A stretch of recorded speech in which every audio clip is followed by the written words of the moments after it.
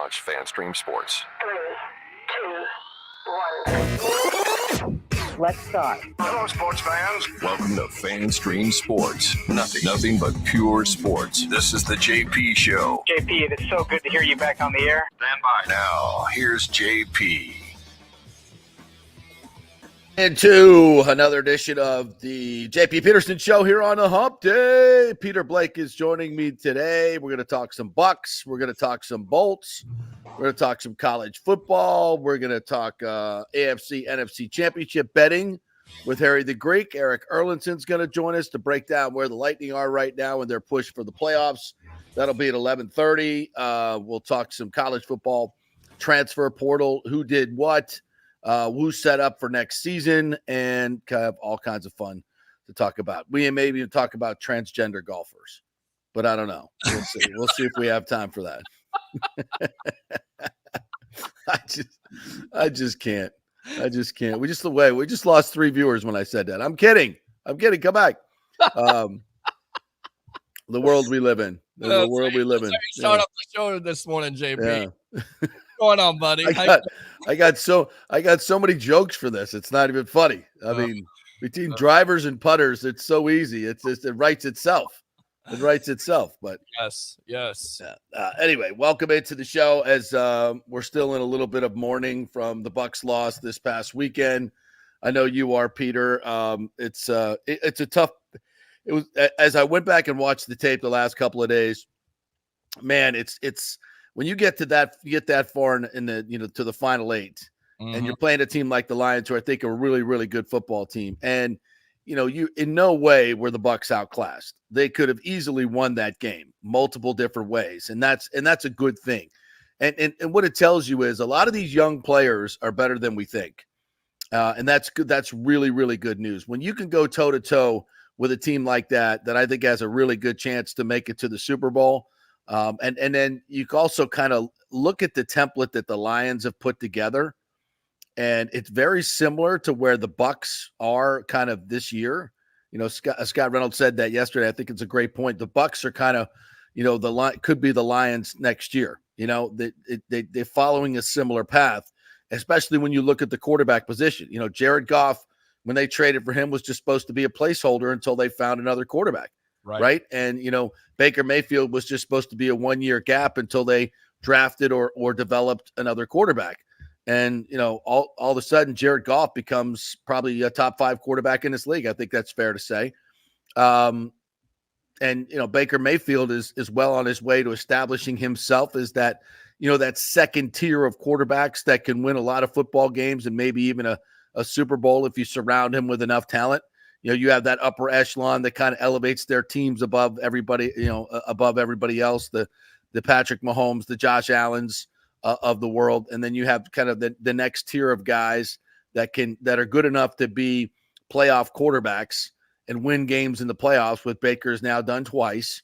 And maybe if everything falls correctly, can win you a Super Bowl. So I think just that in and of itself makes you very confident about the future of this football team. What are your thoughts? Yeah, and I think it's so easy, JP, to sit here and say, well, again, you got beat by a good team. Yeah, of course you did, but you had a chance. You had a couple plays in that game that if you do better with, you have an opportunity to win. Of course, defensively, we talked about it.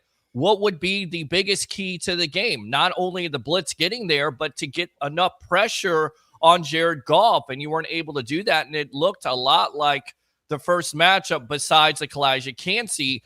And going back to Kancey and Yaya Diaby, those are your building blocks where Bucks fans should get excited about. Devin White should not be on this team anymore. He's gone. He should be gone. He should have been on the team this year. That was a major failure in the preseason. Right. They should have gotten rid of him. Imagine how much better this team would have been all year long with KJ Britt playing instead of Devin White. Exactly. Especially in coverage and, wide open. And against the run. And against the run, big time. Not good at all. And then you go back to Baker Mayfield. What do we also talk about? The good teams win the turnover battle. And Baker's first interception, that's not on Baker. That's on Evans at that point. The second one, he's trying to huge play. Yeah, that's 2 turnovers. So you see the playoff teams that are moving on, they win the turnover battle. Do the Bucs have lots to work on? Absolutely. But I think you're more positive. You have a more positive outlook if you're a Bucs fan in this offseason than you did last offseason. And my question here on the JP Peterson Show is, what is your number one priority if you're a Bucs fan? Is it to re-sign Antoine Winfield Jr.?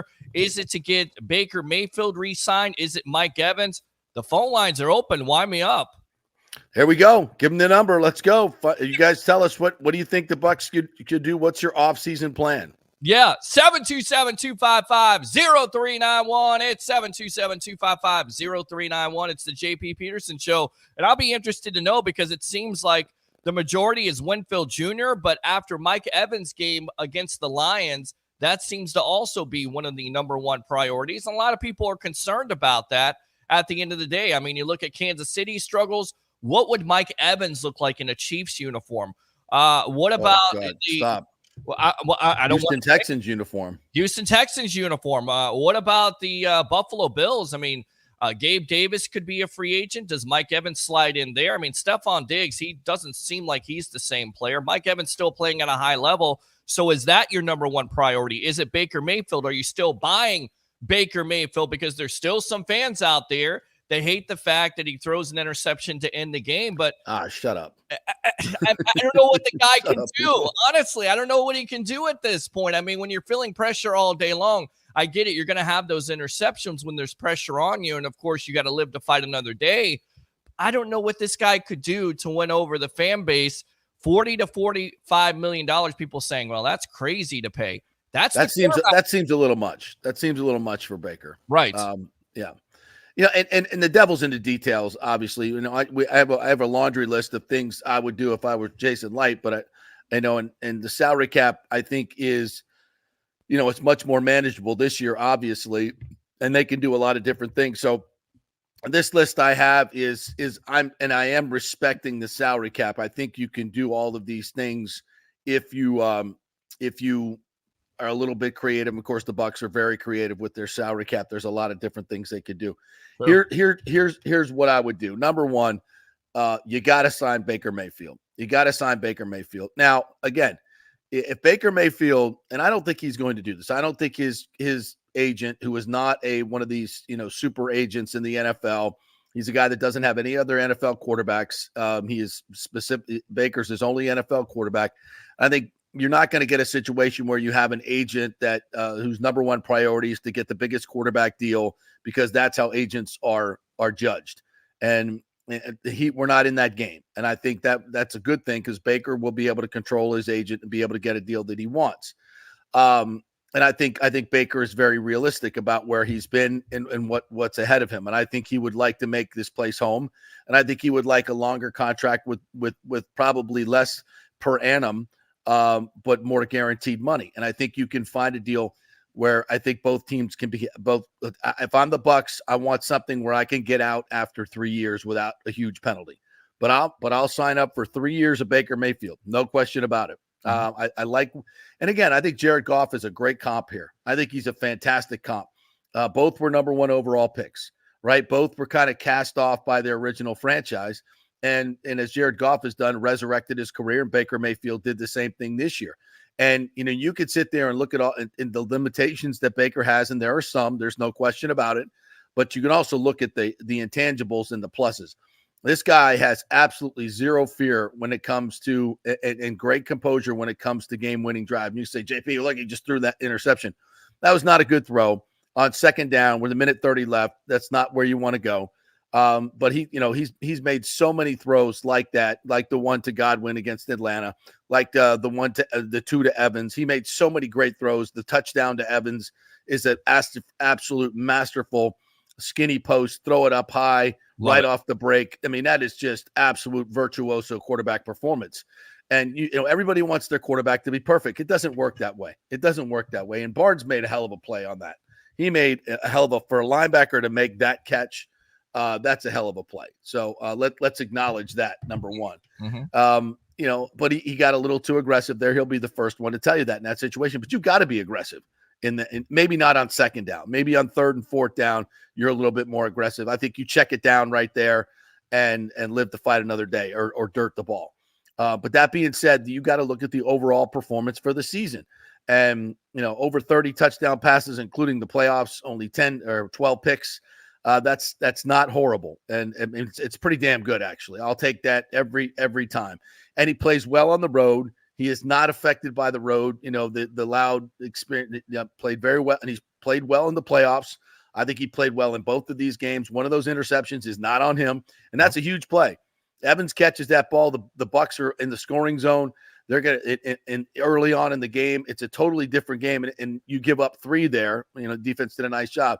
But that's a huge, huge play right there. And there were more than a few times he had drop balls, especially against the Eagles. There were a lot of drop balls. So his receivers need to be better. And that starts with Mike Evans. Mike Evans' drops are an issue, big time. And he needs to, at 30 years old, he needs to clean that stuff up, and he'll be the first one to tell you that. So I bring back Baker. I'm not going heavy over 30 million, though, guaranteed. I'm not. If he wants more than 30 million guaranteed, I think the Bucs might have to go shopping. They might have to go shopping. You have to hold the line on the quarterback here because you need to surround him with better players. He's not a Mahomes. He's not a Josh Allen. He's not a guy that's going to elevate the team tremendously. So he's got to understand, and I think he does, that he needs money to sign Mike Evans. They need money to sign Antoine Winfield. They need money to sign Chase McLaughlin, for God's sakes. You got to bring him back. You're probably going to have to give, if Levante wants to play, you probably have to give him a little bit of a raise. He only made $4 million last year, probably with incentives, though. He probably made $8 million. So if we can redo that contract, let's do that. So those are my top things. You got to bring back Baker, bring back Evans. And Evans, again, what's the deal going to look like? Is it 4 years, $100 million guaranteed? That seems a little high at his age. I think if you can do more of a 3 years, 75, I think, with an option for a 4th year, that seems doable on both sides. And I think Mike is going to not take a significant hometown discount, but he'll take a discount to stay in Tampa Bay. And that's more than enough money for him to stay here. I think you gotta look seriously at releasing Shaq Barrett. The cap hit is going to take a couple of years to get rid of the cap hit on there, but the production, half a sack in the last 8 games is just, that's tough. And maybe, I would like to see him rework his deal, give the Bucs a little cap relief moving forward. But that way stay on the roster and become more of a spot player where Yaya Diaby and whoever you draft in the first round takes over. Because my first round, the need for an edge rusher on this team is you never want to say must draft first round, but man, this is about as must draft as you get. You got to get an edge rusher. If Jared Verse is there at 26, which is maybe a pipe dream. Yeah, he won't be. But if he's there, you got to take him. If a Dallas Turner from Alabama is there, you got to take him. And I'll tell you right now, Antoine Winfield Jr. is my first priority. You got to get him signed. He should be signed to an extension.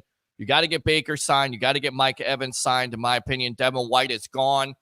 I don't know what the hell Neal is doing. He's been doing it all year long. I'd rather have Keanu Neal at this point than Ryan Neal. Honestly, the effort is just so lacking and just so terrible. How does a slow-ass tight end just out-juke you out of your jock? And then you basically, if you watch the replay, there's no effort by Neal at all. Like, he doesn't care. You can't have players like that.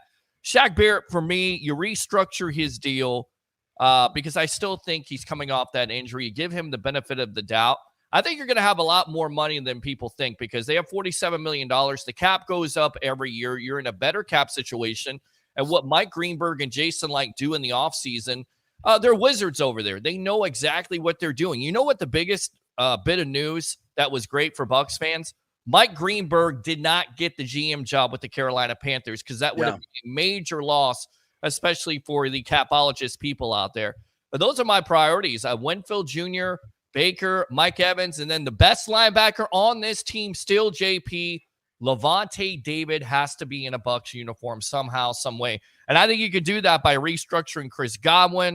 You got to figure out the Tristan Wirfs situation.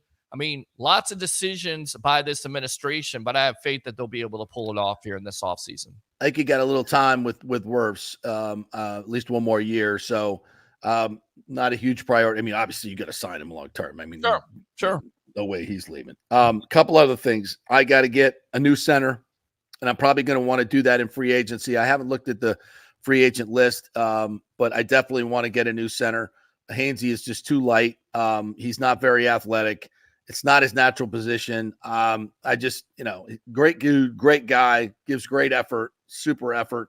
He's just not big enough. He's not good enough. You need better. You got to go try and find another Ryan Jensen like you did. That was such a huge key to the Super Bowl run. It ain't easy, but Jason Light's been able to do that. And he took a guy that really had only started 1 year for the Ravens and eyeballed him and said, that guy is what we need in terms of attitude and being able to play the center position the way he did. So Jason Light's got a great eye for that, his staff. So go find me another Ryan Jensen. And by the way, Ryan Jensen has been around. And I don't, our last conversations with him were, I'm not retired yet. I'm still trying to come back. His, the ligaments are all repaired in his knee, but he has a cartilage issue that just causes so much pain that he can't really play. Right. So if there's some way they can get that figured out, it's a medical thing. If they can somehow figure out if there's a surgery or something they can do, then he might be able to come back, but I wouldn't count on it. But so I have to address that. I have to address the left guard position. In the draft, though, it's edge rusher. I'd probably take one at 1 and probably take one at 3. Try to find guys that can play the position. You can't win in this league. We can't win in this league without a guy who's dominant on the edge and can win consistently in a one-on-one situation and just wreaks havoc. You just look around the league at, the Aiden Hutchinsons of the world, the Micah Parsons of the world, the TJ Watts of the world. These are the guys. These are game changers. They're special players. They're usually 6'5", 6'6", 270, 280 pounds, and they run like a wide receiver. They're hard to find. They're freaks. Yes. Yaya Diaby physically meets that. But he's not, he's still a young football player, hasn't played a whole lot of football in his life. So he's relatively new to the game, but he's got a chance to be a really, really good player. You can go out in free agency and maybe find a Shaq Barrett. There are, guys that have been set behind somebody like he did in Denver and behind Von Miller, and you kind of found a diamond in the rough there. Does Jason Light pull that rabbit out of his hat? If you can go find a center like Ryan Jensen in free agency and sign, another edge rusher like Shaq Barrett, those are hard to find, but he did it. And those are keys. If you can get great players at key positions, that's why personnel is so important in this league. You can say it's a coach and quarterback league. I could also say it's a GM league. Talent acquisition is so key because, the Jimmies and Joes are most important. The X's and O's are great, but the Jimmies and Joes are more important. You got to have difference makers at the key positions. And right now the Bucs are lacking that at the edge rusher position. I think they have difference makers, at safety. I think they have a difference maker at left tackle. I think they have a difference maker at running back in Rashad White, who had the second most touches in the league and was extremely productive and can get better. I think you have a difference maker at quarterback. I'm not going to say he's, top tier, but he's above average, and he's got some great qualities, and his leadership qualities are among the best, and that's important to a football team. Really important, and he is the identity of this team, and he happens to be your quarterback. That's a big thing. I like that whole dynamic. You have a difference maker at wide receiver in Mike Evans and Chris Godwin. So you've got some, at key positions, you've got some players, but you got to continue to build. And Chase McLaughlin is a priority too. I don't know how much we're going to have to pay him, but you got to pay him because he made all of his kicks. He was definitely a prize free agent for Jason Light. And when you saw at the beginning of the season, you weren't sure because he was, with so many teams. But you look at the safety position. Jordan Whitehead is a free agent for the Jets. Is that somebody you try to bring back? Because yes. Ever since you tried to replace him, JP, the safety. You got to find some ball hawks, man. You got to find some guys that can catch in the secondary, for God's sake. Look at how successful he was in the Todd Bowles defense. Could you bring him back? Do you go in the draft and go and get somebody? And then furthermore, the left guard situation, you talked about Hainsey there. It's not his natural position. Do you shift him over to a left guard position if Ryan Jensen comes back? or you get a center, would you do that instead of going out and getting somebody? Well, Because Filer is, I don't know what his contract situation. I hope to God we don't have to pay him anymore. Yeah, he's gone. He's gone. I don't think we signed him for 2 years. So, Stenny was really good early on, but then flailed in pass protection. So, Terrible. I think you can, get an upgrade in free agency or the draft. I think I'm drafting a center before I draft a left guard, though, and then maybe Hainsey can be my left guard. That's put him in the mix. Yeah. Nick Leverett again played really well.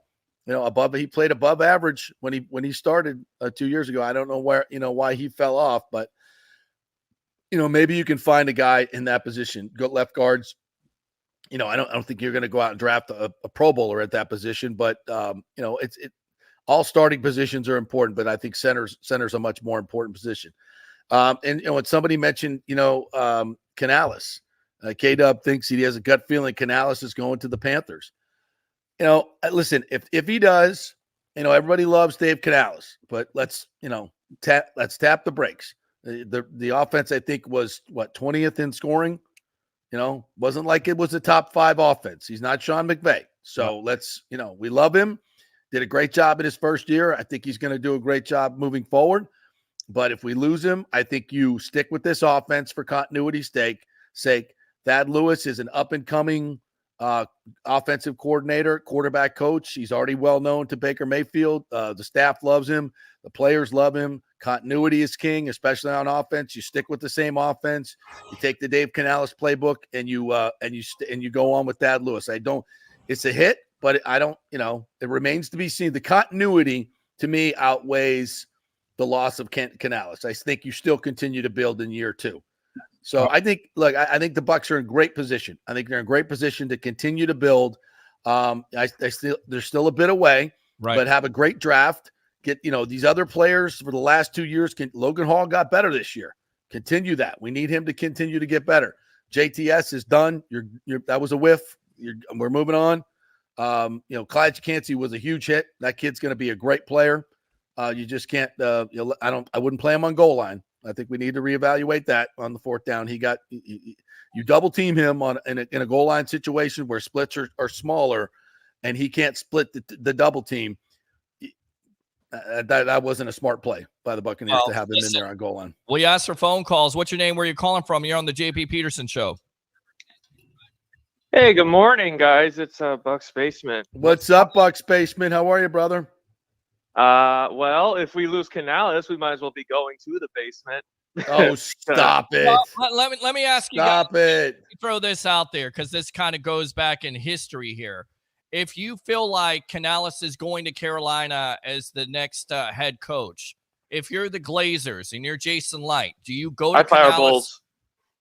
Well, I wasn't going to go there because I know I knew he was going there. A lot of fans want to go there, but do you make him the head coach in waiting? Because you look at Todd Bowles' comments here last week, didn't necessarily sound like he's going to be a coach very much longer. So do you go to Bowles and say, well, how long is it going to be? We have Canales. He's the coach in waiting. Is there something along the lines of that to where I get it? I know what you're talking about when it comes to offensive rankings, but also we know how important JP and Buck's Basement, the continuity of this offense going forward with the Baker Mayfield and what it can do to, once again, a young quarterback's development. You're putting Baker. I know it's a different offensive coordinator. I'm not sure if it's the same offense, but you're putting him in a new offensive system. I'm kind of concerned about him taking a step back and this team taking a step back. Exactly. It's like, why are we every single time those press conferences at the end, we're talking about, continuity, year 1, year 2 increase. That's done if Canales is gone. And I don't care if they want to be like, we'll hire from within. We'll hire Thad Lewis. We've seen already 2 times this year in 2 teams, the promotions from the QB coach to offensive coordinator did not work. The Eagles and the Bills. Both those teams got worse at offense after they lost their offensive coordinator. Whoa. The Bills got better. I mean, what? The Bills' offense was way better at the end of the year. They stopped turning the ball over. Their running game improved. There was less pressure on Josh Allen. No, I would disagree with that. And by the way, and it doesn't really, Bucks Basement, it doesn't matter. Like, I get, you can look at other places and say, well, it didn't work there. Well, it's not going to, well, they're not Thad Lewis. They're not. These are different human beings. It's a totally different situation. So I wouldn't. It's good to look at precedent. I agree with that, but I wouldn't. I still think you get continuity if you keep the same system and you just elevate a guy to a play caller who, Dave Canales hadn't called plays either. So, will Thad be better? Who knows? And again, the offense it was good. It was better, but it wasn't even above average in the league. So we're all so afraid to lose Dave Canales. Let's tap the brakes a little bit. He's a handsome man and he's very positive. We love his press conferences, but we're not losing Bear Bryant here. We're not. The second half of the year, you could start to see the momentum of the offense. It got better. So I don't want to lose that momentum. Yeah, why are we losing that momentum? I don't. So you're gonna fire Todd Bowles and elevate Dave Canales. Hell yeah! Sorry, bye. Welcome to the NFL today, where offense rules over defense. I'm sorry. Listen, I'm not gonna say that's the worst idea in the world. I'm not gonna. Again, I've said this. I'm on record. Is Todd Bowles a Super Bowl coach? I don't think he is. I don't think you make the move right now. I used the Tony Dungy analogy. Let them continue to build because at this particular cycle with all the different coaching changes out there, who are you going to get to replace him? If it is Canales, okay, you have that answer. I'm not sure Dave Canales is ready to be a head coach. And don't think there's not going to be some internal blowback within the team if Bowles is let go and Canales is elevated. I think there would be some internal feelings on that. They'd get over it, but they'd move forward. It would be a tough call. I'm not saying it's a horrible call because, as I've said, I don't like, we're going to get into this in just a second. The game management of Todd Bowles is highly suspect. Would Dave Canales be better? I don't know. We don't know that, but I would guess yes. You think seen the clips though of do you think the Glazers have seen the clips of everybody ripping into Todd Bowles about? Well, if they haven't, I'm about to play them. If they haven't, we're about to play that clip from Good Morning. As a final point, yes. As a final point, I did put $100 on Dave Canales to the Panthers. That's plus 1,800 odds. That's a lot of money you could win from. So either I'm depressed as hell, or I'm pretty damn good. I'm pretty good shape with just that one bet. What is that? 18,000 you'd win? 1,800 odds. 1,800. Okay. Well, yeah, I would win $18,000. Yeah. Wow. Nice bet. Now, well, I know why you're invested in this for sure. No question. You want to get that ball rolling. It's called the JP show. Get that ball rolling. Do I want $18,000 or do I want a competent offense next year that doesn't make me want to just shoot myself? I think you would want the $18,000, honestly. I can hear it in your voice, even though you're a long-suffering Bucs fan and you want that continuity. And I think that's what a lot of people were looking at with Dirk Cutter. Right, with Jameis Winston, when they fired Lovie Smith, would you be repeating that? Because that didn't necessarily work out, although at the time when it happened, JP, it somewhat made sense, right? Because you keep Dirk Cutter around. He supposedly is going to San Francisco. He's going to the Miami Dolphins. You want to keep the continuity of the offense, but once again, he wasn't ready to be a head coach.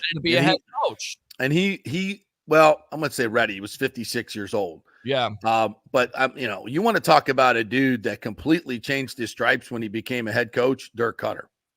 Yeah. He went from being the affable, offensive coordinator, with great press conferences and really competent in his job, long line of experience. But when he became the head coach, the dude became like uber paranoid about the media. Yeah. About what we were learning and what we were saying and questions we were asking. I mean, he got so sideways on his priorities. And for whatever reason, he just couldn't handle the job in terms of leading men. And that's something we don't know about Dave Canales. We think we know, but we don't know for sure. Right. We don't know being a head coach is a tough job. It's being a coordinator is a lot easier. You only got certain things you got to worry about. Being a head coach is like Todd Bowles is a great example. Great coordinator, not a great head coach, in my opinion. And there's a litany of these. So we don't know Dave Canales is going to be a great coach. We have no idea. He goes to Carolina He's gonna be gone real quick though. Within exactly. like 5 weeks, He's got no chance. No chance at no all. chance. To succeed. And if I'm Canales, I wouldn't go there at all because you have no chance to work out. But this And Peter, I like your coach in waiting thought. The whole Jimbo Fisher thing with Bobby Bowden that worked out. They got a national championship, and then of course Jimbo Fisher went bananas. He couldn't. Some guys they call it the head coach pixie dust in the industry. Yeah. Once you become a head coach, you get the little pixie dust, that is spread upon you. All right, and then you either stay who you are and authentic to who you are, or you become this different person and you screw the whole thing up. And all more times than not, when that more responsibility and that more money is heaped upon you, you change, and not for the better. So at least he won a national championship. That's right. And you go back to the Bucs history also. Remember, they also did this with John Gruden. They fired John Gruden because they thought Raheem Morris was going to be the next Mike Tomlin, which, by the way, if he were out there, I would disagree with that history, my friend. Well, it didn't work out. That's not how that decision was made. That decision was made because the Glazers were going to buy Man United, and they weren't going to spend any money on players in free agency because they needed the cash to buy Man United. So they told John Gruden that you're going to have to build through the draft, and he said, "Go F yourself." Yes. And they said, "You're fine," and they said, "Go F yourself," as in fired. And then they went for the least. You're fired. And then they looked for the cheapest option possible, and that was Raheem Morris. Yep. So that's how that went down. He was not the next Mike Tomlin coach. If they might have been selling that. But the reason they hired him was because he was the cheapest option. Right. They were hoping he would be the next Mike Tomlin, but Raheem wasn't ready. He wasn't ready for the job. I'll be very interested to see how he does this time around. I think he's at 47 years old instead of 33, right? I think he's much more equipped to be a really good head coach. So I'll be interested to see how Raheem Morris does, and I'm rooting for him. So I mean, the Canales thing is interesting because is Buck Spaceman gone? Yeah, but he's still there. He's still there. If you want him. I'm still here. Okay. All right. Well, you can enjoy this if you want. Let's. I think you can. We'll have to dump him to play the sound. Or not? Yeah. Well, I actually think we can keep. It's all right. I'm out. I gotta be at work soon. So all right. Get out of here. Get out of here. Get out of here. There you go. Good stuff there. All right. Let's go out to Good Morning. This is Good Morning Football. They're doing a little bit yesterday, talking about the timeout situation at the end of the game. And again, I don't want to go crazy with this because the chances of the Bucs winning in those situations is, who knows what the number is, but it's a number. When we're talking about the end of the game, if they call that last timeout, they have 35 seconds left, and then they've got to make a decision on fourth down. Are they going to punt the ball? Or are they going to kick a 47, 48-yard field goal with Michael Badgley, who, is not automatic by any stretch of the imagination. Plus, you got to get in a pressure-packed situation. I mean, the snap's got to be good. The hold's got to be good. The kick's got to be good. So that's about an 80%, 85% calculation right there. I'd probably say 80% from 47 yards. All right. I think that number goes down to about 65% with all that pressure. Yeah. So there's a chance you're going to get the ball back, whether it's still down one score and a 2-point. Okay. With 29 seconds left, you got to make that happen. You got to do everything possible to make that happen. That's not a 1 in a million shot. 19 seconds left. What did we see Pat Mahomes do? Go down and get a tying field goal. Right, without timeout. Yeah, right? So 13 seconds. We saw it this year with the Bucs versus the Buffalo Bills. I mean, how many seconds were on the clock? 46 seconds. They go down. You get the Hail Mary, and you nearly win the game. I mean, who knows? Maybe JP. I know you love the special teams unit. Maybe you get a blocked field goal, and you're able to get a big. Plus the fact you're selling out. You don't have to worry about a fake in that situation. So you're selling out. All 11 guys are going for the block. You don't have to worry about a fake because if they fake it, good for you. Go ahead. So there's a lot of things working in your favor with the pressure. Now, I know James said there was probably a gentleman's agreement when he didn't call the timeout after the first kneel down. That's not true because Dan Campbell admitted that he blew it, that they were thinking about other things and they snapped the ball early twice because they blew it. He admitted that. They didn't handle that right. So there was no gentleman's agreement as far as, unless there's other evidence to suggest that. There By was the no way- gentleman's agreement. They screwed up, and you needed to take advantage of them screwing up, and you didn't. Here's the Good Morning Football crew. This is Kyle Brandt, Schrager, McCourty, and I can't remember the new girl's name. I'm That's so sorry. okay. Here we go. So many coaches always say, like, we're going to finish out the game, we're going to play.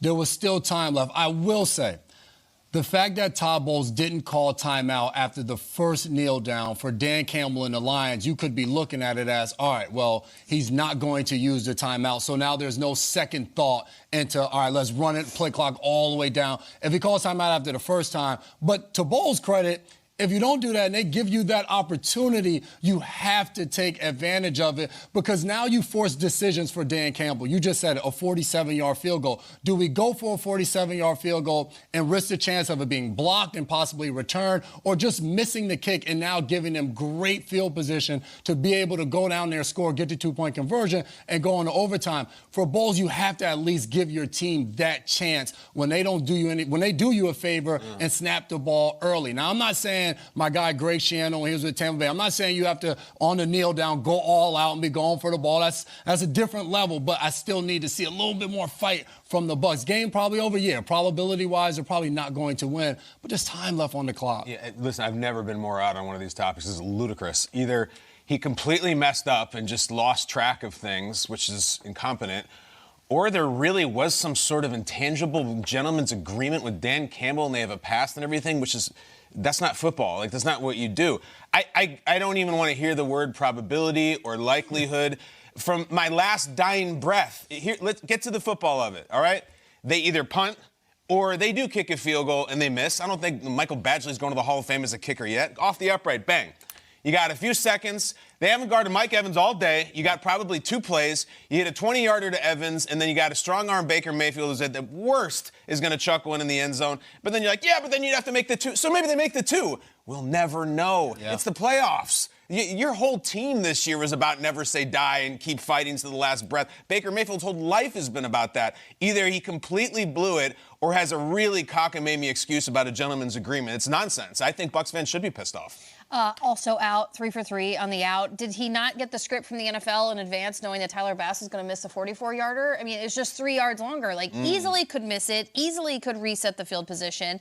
The television shot hanging on Dan Campbell, like, Peter, you know, when they get up the line of scrimmage, the director's like, never miss a snap. Like, that is the rule in television. You never miss a snap, especially at the end of a game, even if it is in victory formation. This shot right here, I'm like, well, why are we looking at Dan Campbell? Aren't they? What are we doing? There were so many layers to the not calling of the timeout, the snapping of the ball. This is like TV 101 of like, end the game, here comes the music, get your title card ready, let's get our post-game show on the air. Go to the old guy in the stand. Get your 7 minutes, exactly. Everybody line up your camera. Why weren't any of the Bucs calling timeouts? Exactly. Not just coach, like anybody can do it. Also, they said, so earlier they called their third timeout, but there was a penalty, so they got their timeout back. So they got these big scoreboards here with a little dot on it. We got a timeout. Bing! Oh, let's call one. I thought originally it was a mistake in the production truck at NBC to accuse, but I thought, well, they might have accidentally, it might visually say there's a timeout. There's certainly no timeout. Yeah. Like, they would have called a timeout. Certainly.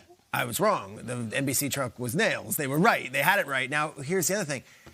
Bowles is on the headsets. There are a million other people within the Bucs organization. Yeah. Is nobody screaming, or is it everybody's all in on this gentleman's agreement field? The last thing is, Ragnow might be the best center in football. What's he doing snapping the ball with 19 seconds left to go on the play clock? It was bad all around. It was bad on both sides. The fact that Bowles is getting crushed is fine, but Ragnow and the Lions hiking the ball with 20 seconds left on the play clock when the other team has a timeout left is inexplicable too. Again, I don't coach. I don't know those conversations. I don't know if Bowles is calling timeouts and baits him into it. If Dan Campbell afterwards, like, that was the dirtiest thing we've ever seen, that violates the code of coaches. From a fan and from a media standpoint, it just seems like everyone dropped the ball. Yeah, and Dan Campbell said it after. We didn't do that the right way of ending the game. Is that right? Clock management. He said that after. I hate the take that they wouldn't have got it anyway. You don't know that. That's ridiculous. Have you ever watched playoff football? You can't do that. In June when they're doing their OTAs and in July when they're sweating out, they're not, 30 seconds later, just like Gentleman's agreement, I don't want to run this sprint. No, as soon as Baker throws that interception, everybody on Tampa right now, you have people in there that are crunching the numbers. All right, there's a minute and 33 left. All right, they have a minute and 20. Did not count how much time to each play. Blah, blah. We're going to have 12 seconds left on the clock. Like, those type of things going in. But Bowles is like a made guy, is a respected guy. Different coach, annihilation right now. Due respect, like Brandon Staley or somebody who's younger like that, like it's evisceration. But Bowles is soft-spoken, he's respectful. He's a terrible decision. Players love him, all that, yeah. A lot of great points brought up there. And I'll kind of go down one by one. Actually, let's take a break because we had a break. We're late. We'll come back and we'll kind of digest that a little bit. A lot of things were said there I think are spot on. And we've got a lot of comments here about Bowles and the coach in waiting. I want to get to all the comments as well. Phone calls as well. 11 o'clock, Harry the Greek. 11:30, Eric Erlinson. Lots more coming your way. We're brought to you by the Jeeves Law Group, JEEVESLawgroup.com. Scott Jeeves, big fan of the show, big Gator fan as well, big football fan. Go talk some Gators football with him and talk about your accident or talk about your the settlement you got on your totaled car and you didn't get enough money. They will give you a free case evaluation. Just go to JeevesLawGroup.com on the website. Contact them through there. Tell them JP sent you and get a great attorney, a local attorney, a group of attorneys that know what they're doing here locally in the local courts. That's the Jeeves Law Group. Back at 3.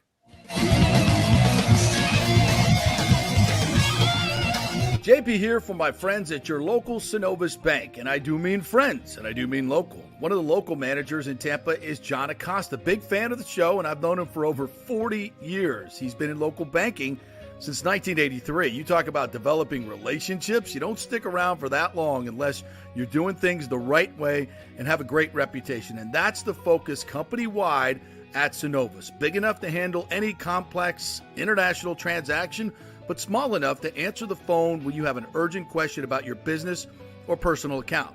And for personal accounts, they have a very easy app that works great. You can do everything online. And for large or small businesses, you will get that personal touch and services to help build your business, taking your dreams and aspirations from the whiteboard to reality. We can make that happen. Let us show you how. For a get-acquainted meeting to open a business or personal account, just call John or go to Synovus.com to find out where your local branch is. All right, this is for all you guys who don't want to go to the gym and do 5,000 crunches. At Bay Area Modern Medical Center, you can get on the new True Body machine where you can reduce fat and tone up your muscle. It's like doing 54,000 crunches in just 15 minutes.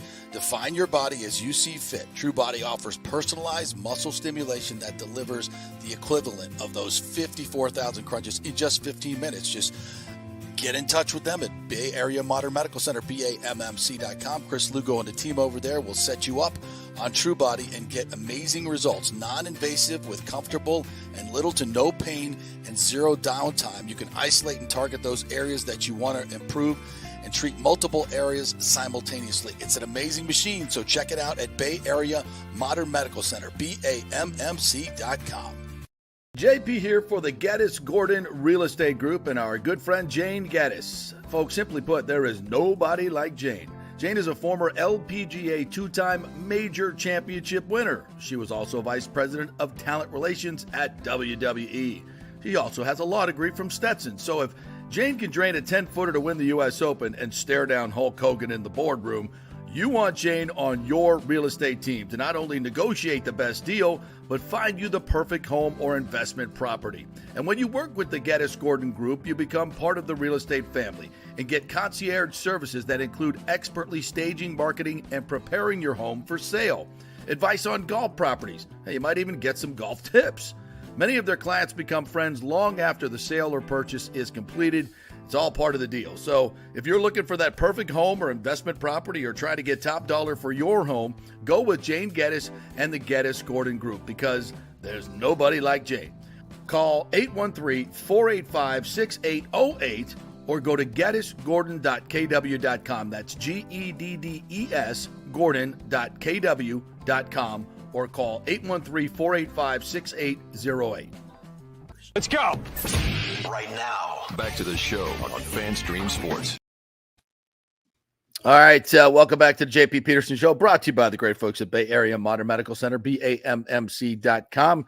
Chris Lugo and the gang will get your testosterone right, get your immune system right, get your nutrition right, get your blood work right, all that stuff, because you get personal attention at BAMMC.com. Not a 15-minute get you in, get you out, write you a script from Big Pharma, see you later type stuff. It's really thoughtful care about you personally, and that's BAMMC.com. Go there, get your appointment, get your concierge medicine guide. Very reasonable fees, by the way.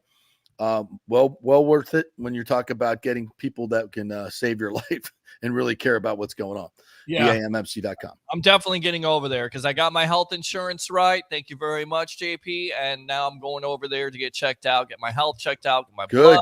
I'm getting up there in age. I'm 45, so I gotta look out for it. I gotta get my. You ain't a kid no more. No, I'm not. I feel like it sometimes, and then there's other times I feel like I'm 65 instead of 45. So I'm definitely gonna get out there. All right, we got some new folks chiming in, so I want to get to the comments. Before, here's one of them. We'll get to a bunch of them here.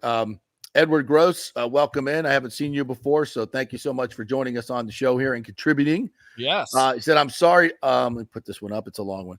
I'm sorry. I think this is Bowles. Yeah, may have got this to the playoffs, and that's great. And I know this is probably not going to happen, but in my estimation, he's got to go. Divisional round of playoffs leaves it all out there. You don't leave anything out there on the field. Make sure you get the NFC chance.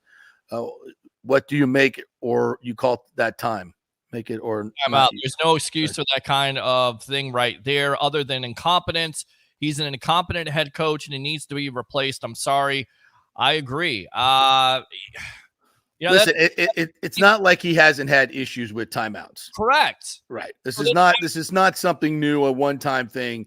Right. The dude just does not know how to use timeouts, is not aggressive in his challenges, not aggressive in his timeouts. It's just like it's too much on his plate to be calling the plays and handling all this other stuff. That's, in my opinion, that's it. Either give up your play calling as the defensive coordinator, or something's got to be better. Something's got to be better in terms of game management. I completely agree with you, Edward. Don't they have people out there that are in the box or specifically for that case of determining timeouts and stuff like that? Don't they have people that are? Well, I thought in the offseason they were going to name somebody, or just say this is, and maybe they've done that internally and say this person, you're going to be advising Todd on when to call timeout and do these, and that's fine. They should. I said that in the offseason. They should have somebody do that for him because it's too much on his plate. It's too much on his plate. So, and a couple other things that were said from the Good Morning Football people. Dan Campbell's face. Dan Campbell knew he screwed up. You could see it on his face. He wasn't enjoying the win. He was like, "Oh, shiz, what did we do here?" And so there was no gentleman's agreement. So that's first and foremost, at least in my opinion. And if there was, screw that. 35 seconds left. I'm calling timeout.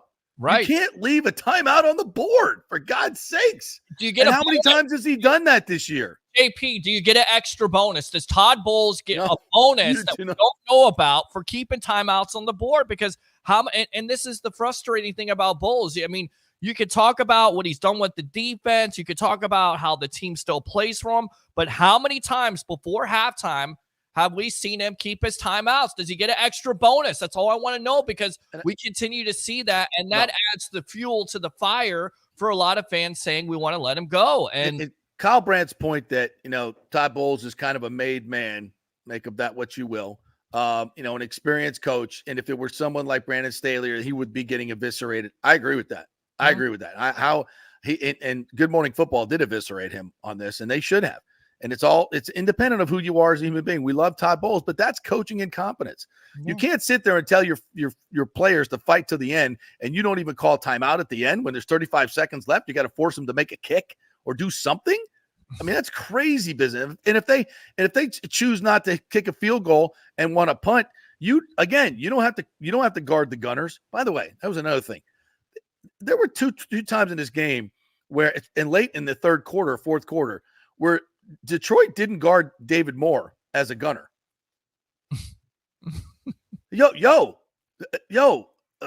Camarda, throw the ball. He can throw. He's a great athlete. Take the snap, throw it. There's nobody out there. David Moore's out there. There's nobody on him. Throw it to him. That's taking candy from a baby. Special teams play besides punting and field goal kicking. Coach. Yeah. If they're gonna compress and come after the punter, then throw the damn ball to the gutter. Yeah. Nobody on him. Yeah. Instead, David Moore's coming inside the block. No, stay outside and throw the ball to him. Do we not have that play? Do you not have that play in your special teams bag? You better. If your quarterback can't throw to a ball that nobody's on him within 40 yards, well, then you got a problem. And by the way, Kamar Tan, I bet the dude can throw a freaking laser. He's a tremendous athlete. So, yeah, absolutely. And so that's another thing. But again, bold, innovative thinking. We're probably behind the line in that regard. So that was another point. What was the other thing? Schrager said something. I wrote it down. The assistant coaches.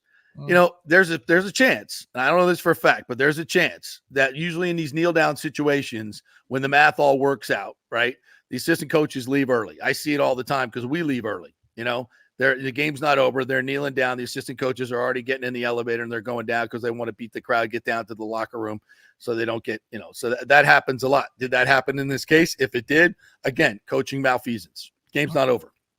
Game's not over. You got to go to the last point. So again, and the fact that Bowles has had these issues with timeouts brings it to a head. And that's coaching incompetence. And I'll say that, and also his reluctance to stay in man-to-man defense in that second half and play zone where they're just killing you over the middle time and time and time again. That zone defense, we don't know how to play it. We're not good at it. We're much better in man. I'm not saying we win the game if we stay in man, but you're definitely going to lose. You gave up 180 yards and 12 first downs in the fourth quarter, and because you continued to rush for and play zone behind it. Terrible coaching in that way from a scheme standpoint. Where was the adjustment? Where's the adjustment? There's no adjustments. Make an adjustment. They're killing you. My co-host Harry the Greek on the Sports Web. He said when we were out at Riveters, they need to let the dogs loose at halftime because they were playing zone defense. They were mixing in the blitz, but they needed to do that in the second half, and they didn't do it. And we talked about this, how you beat Jared Goff. You've got to blitz him. You've got to get pressure on him. You cannot sit back. Well, you got to pressure him. Yes. You can't. And I know he's great against the blitz, but you know what? I'm going to make you make the play. I'm going to make you make the play. And there's a perfect example of this in the fourth quarter, the touchdown to Amon-Ra St. Brown. I think we rushed 5 on that one, not 6. I would like to see 6, but we rushed 5, kind of a zone blitz thing. And Goff makes a great throw in one-on-one coverage, but he had to make a great throw and a great catch in the end zone to make it happen. It's not like those plays over the middle where they're dumping it down to Devin Singletary and it's a free 12, 14 yards, or dumping it down to Jahmyr Gibbs, or throwing behind the linebackers to Sam Laporta for an easy 15 yards. I mean, it's pitch and catch. You get no pressure. Guys are wide open. It's pitch and catch. At that level, you're just giving it up, just giving up the booty. 2-point conversion. Did you like the decision? Because I don't understand. I'm not going to have a problem with that decision. I want Bowles to be more aggressive. The math works out in your favor there, and you had a good play. And that's on Evans to me. Well, it's on the ref. Number one, it was pass interference. Number one, you got to make the call. Make the call. Yes. I would like Evans to sell it better. And I said that before even Chris Collinsworth said it. You got to stop, come back to the ball, and make him run you over dramatically. If you're falling back, it doesn't look as much like pass interference. So Evans has got and these are, you hear guys talk about details, right? Little details in games. These are huge. They're little, but that's 2 points, man. Because then you get the ball at the 1 yard line. Now you got a run pass option. You should be able to stuff it in from the 1, or you're gonna get some good man coverage again and another chance to get the 2-point conversion. And you cover the 6.5, you rat bastards. So yeah, that's a whole nother thing. So, but that's a play. So again, details, man. And this is a team that's not on the details. Not that calling a timeout with 35 seconds left isn't even a detail. That's a no-brainer, right? And you F that up. Yeah. So Bowles did not distinguish himself. Against the Eagles, we gave him full credit. Incredible execution. Team was ready to play. Great plan. Both sides of the ball. Here. And against the Lions, you got outcoached. I'm not going to say you got outplayed because, well, they have a better roster. They have a better roster, so they made more plays than you did. But you didn't help them from a coaching standpoint, defensively. Offensively, I think the Bucs did fine. But defensively, that was piss poor. It was really bad. It was really bad. It was, and Gedeke missing another detail there. How do you allow Aiden Hutchinson to have free release? Those protections, those on offense, we'll say that they missed some protections big time, and they missed the protection, or Baker did not get the hot, and the receivers did not. They did not have an answer. Sometimes they're going to send more than you got, and that's going to happen. But your answer to that is a quick release and a hot receiver. So, and we didn't have. They did it. They executed it when we blitzed. When they blitzed off the corner, we didn't execute. And that comes down to coaching and players and executing in those little details in the moment. And we didn't do it, and they did. So tip of the cap. Yep. All right, we'll take one more break. When we come back, Harry the Greek's going to join us here in our 11 o'clock hour. Eric Erlinson, Lightning Insider, will join us as well. We're brought to you by the great folks at Italiano Insurance. Have them shop all your insurance needs around, from auto to home. Lots of companies coming into the state of Florida that offer lower rates, at least for the first year. So take advantage of it and save some money in that first year, maybe even down the road. But let them do all the work, shopping it around. You get the savings, and that's important in this day and age, that's for sure. Italiano Insurance, 813-877-7799. They'll get great customer service. A human will answer the phone, which is nice, and you'll get that great customer service. Tell them JP sent you. Back in 3 with Harry the Greek. Stay with us.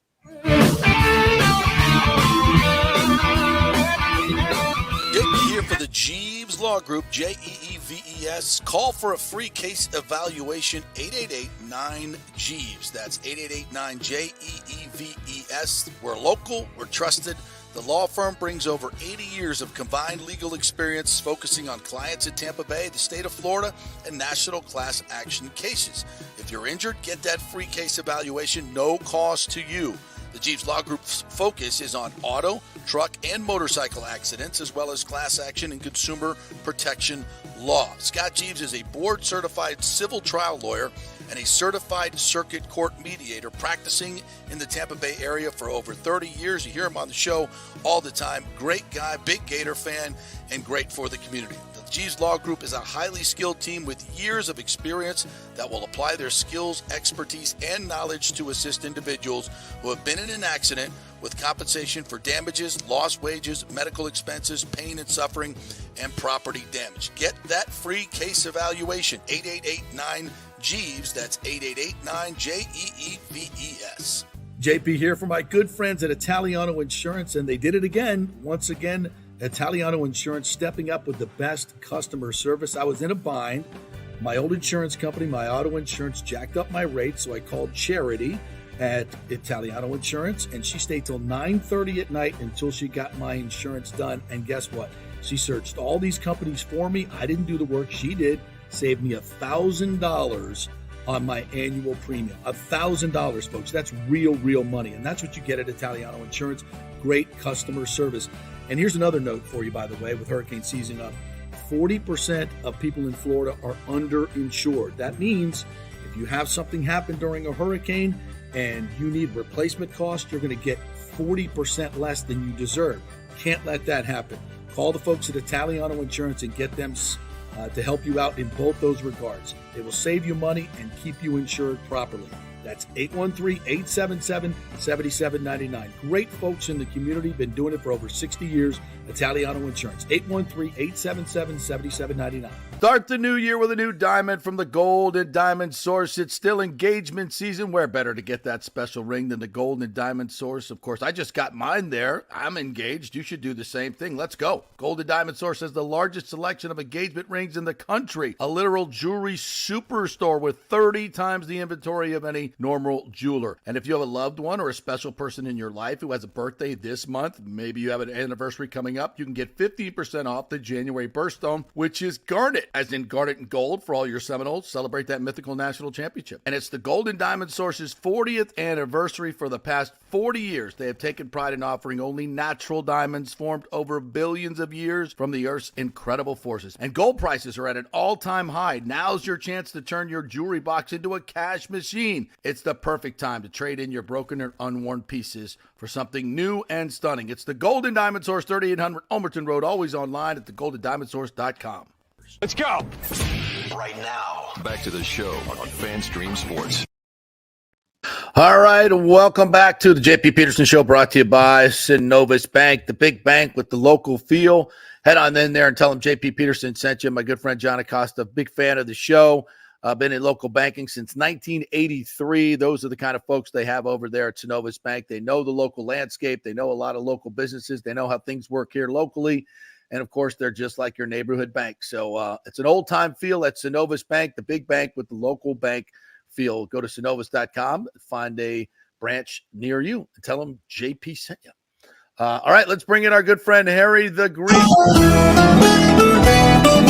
love the Shouldn't we have like some plates?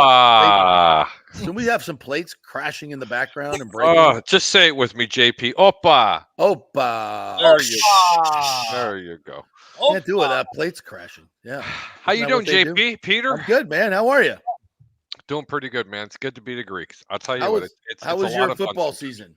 The football season, the regular season was extremely, extremely good for me. The postseason, not so good, buddy.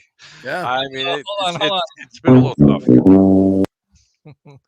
It's been a little tough. Great show, guys. Great show. JP, I got to tell you, man, love listening to different opinions because I always form my own and then I listen to other people's and I try to get their perspective. Mm-hmm. And you've hit the nail on the head. But, have we talked about one of the first drives in the game when it was 3rd and 17, you decide to go for the whole 17, he throws the pick.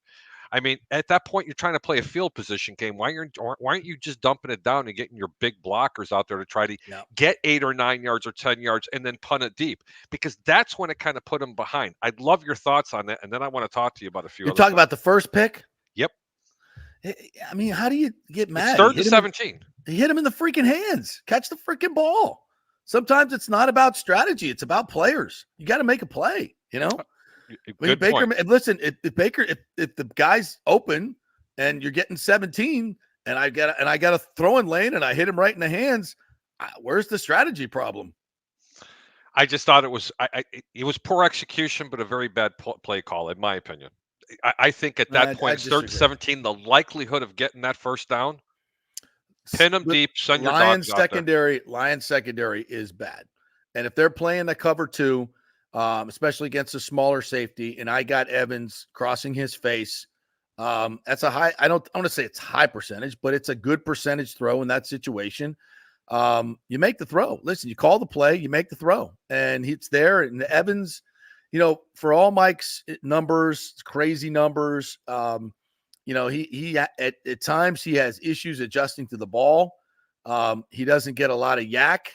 Although it's gotten better. I mean, there was one play where he runs a stop route and he jukes the guy so bad he's 15 yards away from him. He's still running downfield. Yeah, 3 steps and he's 15 yards. Yeah, it's unbelievable. he catches the ball and he just falls out of bounds. Yep. Why catch the ball and run? Well, and a lot of times he goes to the ground. So I'm nitpicking here, I guess. But he had too many drops this year. He'll be the first to tell you that. And that's a killer, man. That's a killer play right there. Make the catch. You're in scoring range. You go up instead of the Lions going up. Then, pressure, sphincter gets tighter. Yeah, that's a big play. It's a huge play.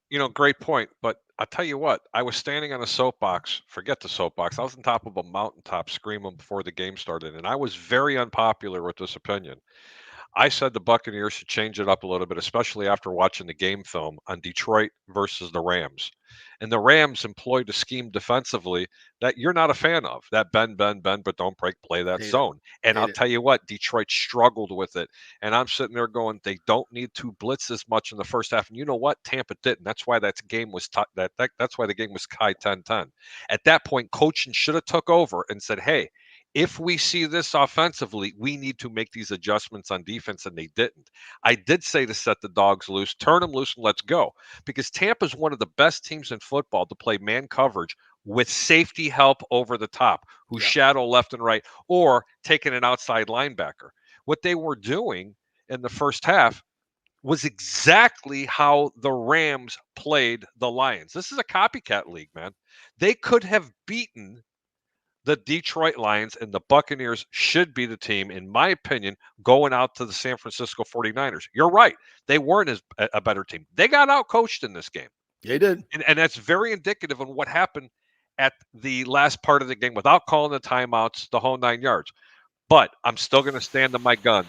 This could have been a different outcome if they just played for field position in that first quarter, because there was nothing wrong with the way the defense was going to play in that game. Because now we're talking about a 3-point game. They may not have scored anything, because on that drive, that ended up giving up 3 points on that drive. Yeah. And that point conversion, I still don't understand it, man. I still think that the sports book made out on this one. I still don't understand why you're 14 points down and you're going for 2. This isn't the regular season. You're a 2-win team. This is a team that's in the playoffs and you're fighting for it. I could give you the math on it, but you know the math. And right. But for those who don't, you have 2 chances to get the 2 point. If you get it, to equal going for 1. All right. And it's a 55% chance of getting the 2 points conversion. That's what the league average was this year. So the numbers say that you're going to get one of them, which equals going for it for 1. All right. So that equals that out. The second part where you get a small edge is now, if you make the first one, now you've got a chance to just win the game instead of going into overtime. Road teams in overtime, 44% chance of winning. So great point. So the numbers favor analytically going for it there. And we've beaten up Todd Bowles for being so conservative in his game management. I'm gonna give him an attaboy for this one, because I think, and again, you should have made the 2 point, and then it's a 6-point game. It makes everything a little different. Your sphincter's a little bit tighter if you're the Lions. Everything, pressure starts ratcheting up. So I'm going to give him that one. You still have a chance to make the 2 at the end. So you said it's a 55% chance he makes the 2-point conversion on one of the 2 attempts. Yeah, on the first time. Yeah. What's the probability being 14 down? You still have to have 2 touchdowns, and this is the only debate that I can't seem to just grasp. You have to score 2 touchdowns anyway. What's the percentages of hitting 2 extra points? But then you're going to overtime. I heard you. 98%. I heard your reasoning on that. I didn't have a problem with it. My biggest problem, I had a problem with the 2-point conversion. My biggest problem was the end of the game. Use those timeouts, man. Really? You gotta use the timeout. I mean, come on. Plus, we wasted a screaming. timeout in the second half. We wasted a timeout on a 3rd and 17 or some BS. The first timeout we took was a wasted timeout. You can't waste timeouts in the second half. You wasted a timeout and you didn't use a timeout. I mean, that's coaching malfeasance, man. You can't do it. And it's all too often with Todd Bowles. And again, this is why I say, if you were to ask me, a gun to my head, can Todd Bowles be a Super Bowl champion coach? I say no. Too often he gets out coached. He doesn't make adjustments fast enough. He doesn't make adjustments fast enough with personnel. He lets guys play way too long. The Devin White situation is another coaching malfeasance. Oh, that's KJ Britt. It proved every time that we were told KJ Britt's too slow. He can't play in this game. Blah blah blah. Well, I can tell you what. When I see the tape of those 2 players, KJ Britt's a way better player than Devin White, and it's not even close. It's not even. He can thump, and even Todd Bowles said he's our best thumper. Well, if he's your best thumper, why isn't he out there? Why ain't he out at least for a couple downs a game? First and second down. I agree.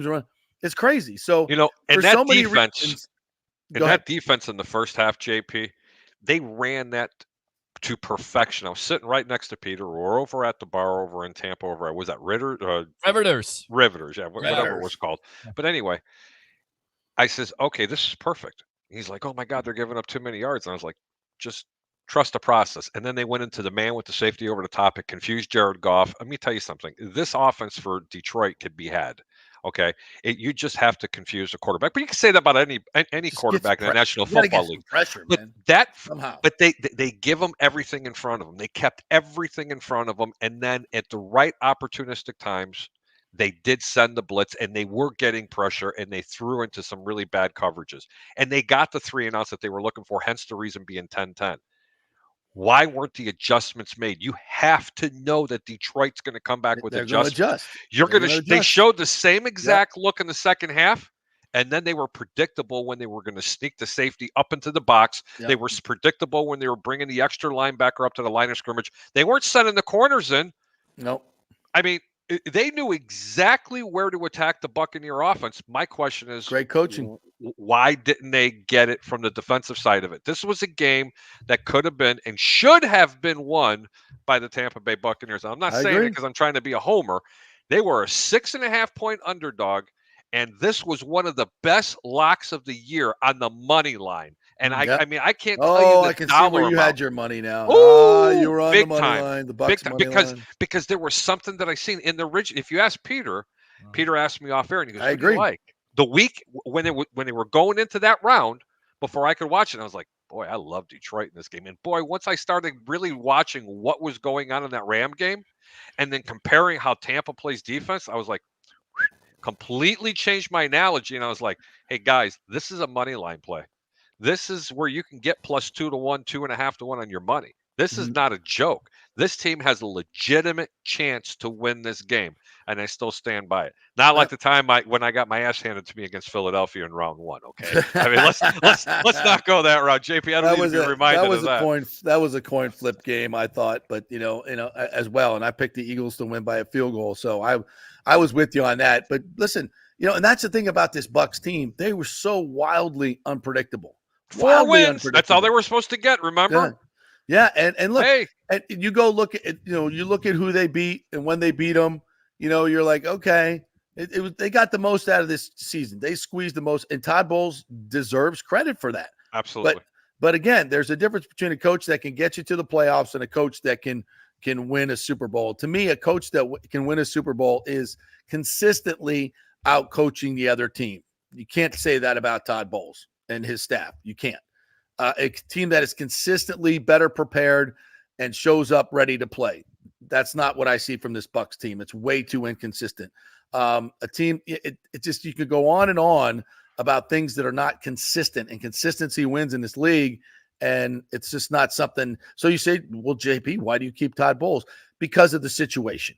Because of the situation, I think if you fired him, there would be some internal revolt from the players. You can't fire the guy. You can't fire. So you can't fire the guy. If he doesn't make the playoffs, then you can entertain he goes it. to Carolina, he's gone. And folks, that game was a coin flip in the fourth quarter.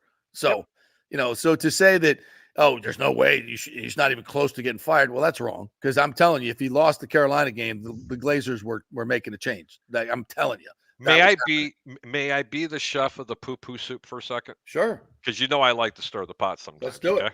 Okay. They're talking about coach of the year. Okay. D'Amico Ryan, put him out of the equation. He deserves it. But just take him out of the equation. So if this team at the beginning part of the year was only projected to win 3 or 4 ball games, you win the NFC South, you win 9 ball games, and you beat the defending NFC champions in the first round of the playoffs. Why isn't Todd Bowles in that? I'm just asking. What are you talking about, bro? Hold on. What are you talking about? Hold on. What are you talking about? I'm stirring the pot here. What am I talking about? I'm not saying he deserves it, but why aren't people talking about that? But first of all, just because, and I think Vegas projected him at 6. I took the over. There was 4. No, the over-under in Vegas was 6. I took the bet and got the plus. Okay. So that was 6. Peter King said 2. Peter King's a moron. Of course he is. Thank you for saying that. I'm talking about half the pundits are out there. I'm a moron, and I said they were going to win 9, 10 games.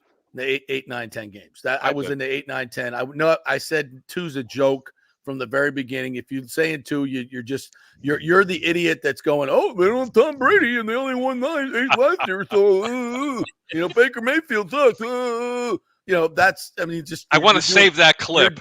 I want to save that clip right there when he's doing the. You're doing no research. You're just like live from the JP Peterson. And live, they've been on 4 teams in 1 year.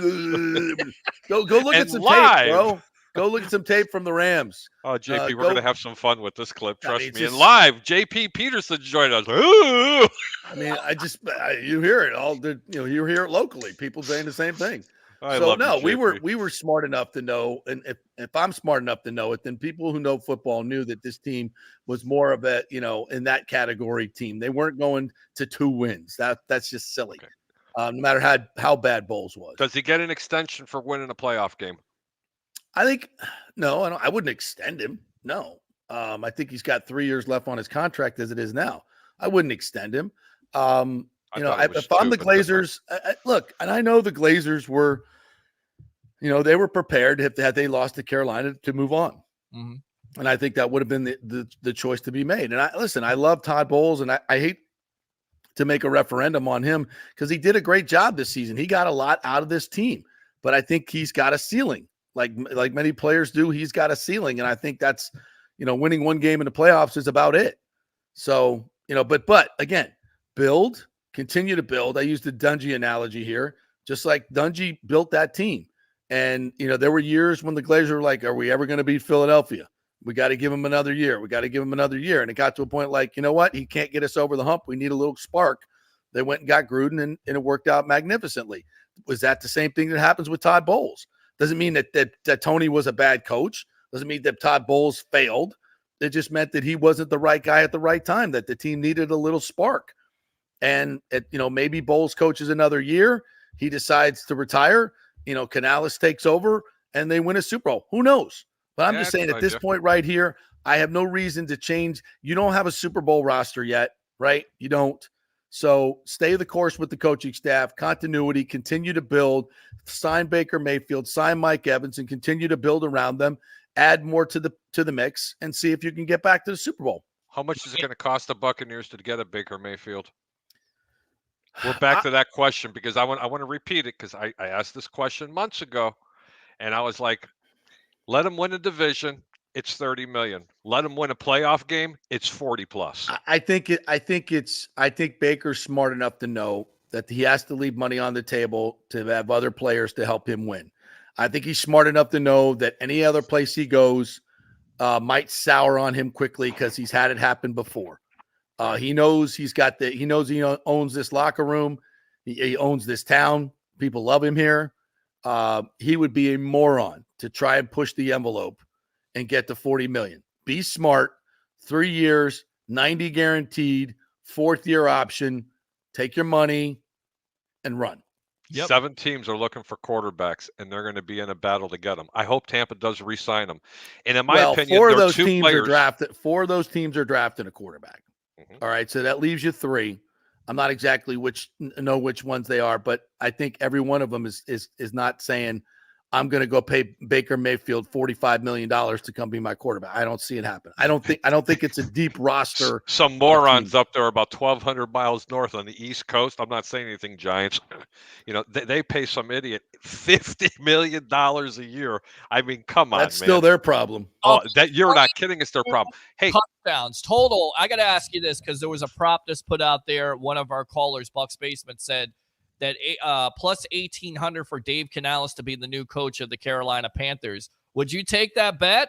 Because Dan Morgan, who was a former linebacker for the Miami Hurricanes and also the Carolina Panthers, just got hired, has worked with Canales before in that Seattle front office for 8 years.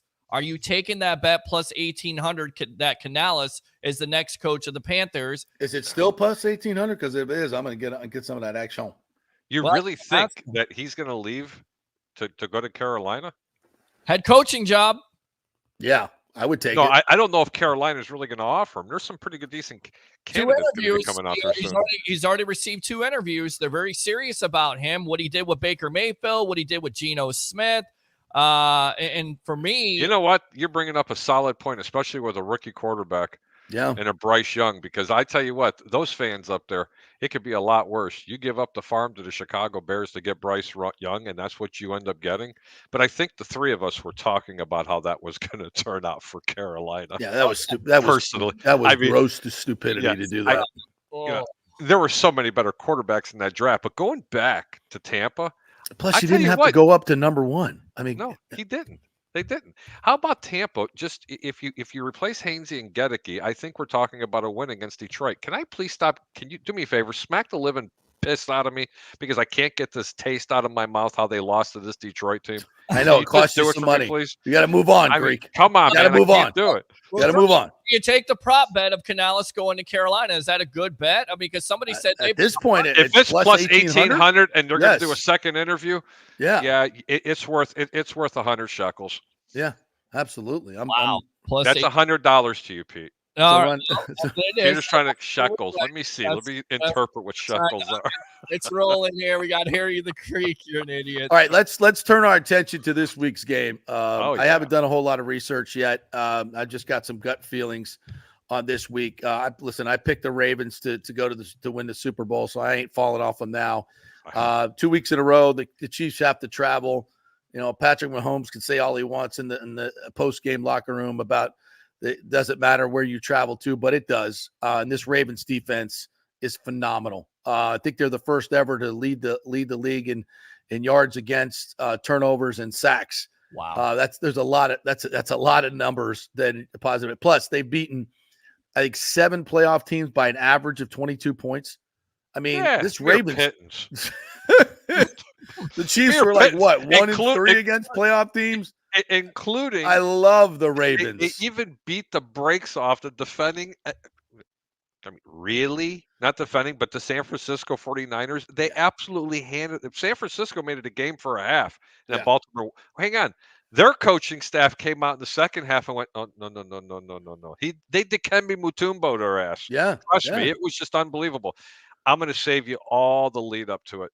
There is one game that I am absolutely mortally in love with. Yes, I like your Ravens, okay? I absolutely love. I want you to imagine yourself at nope.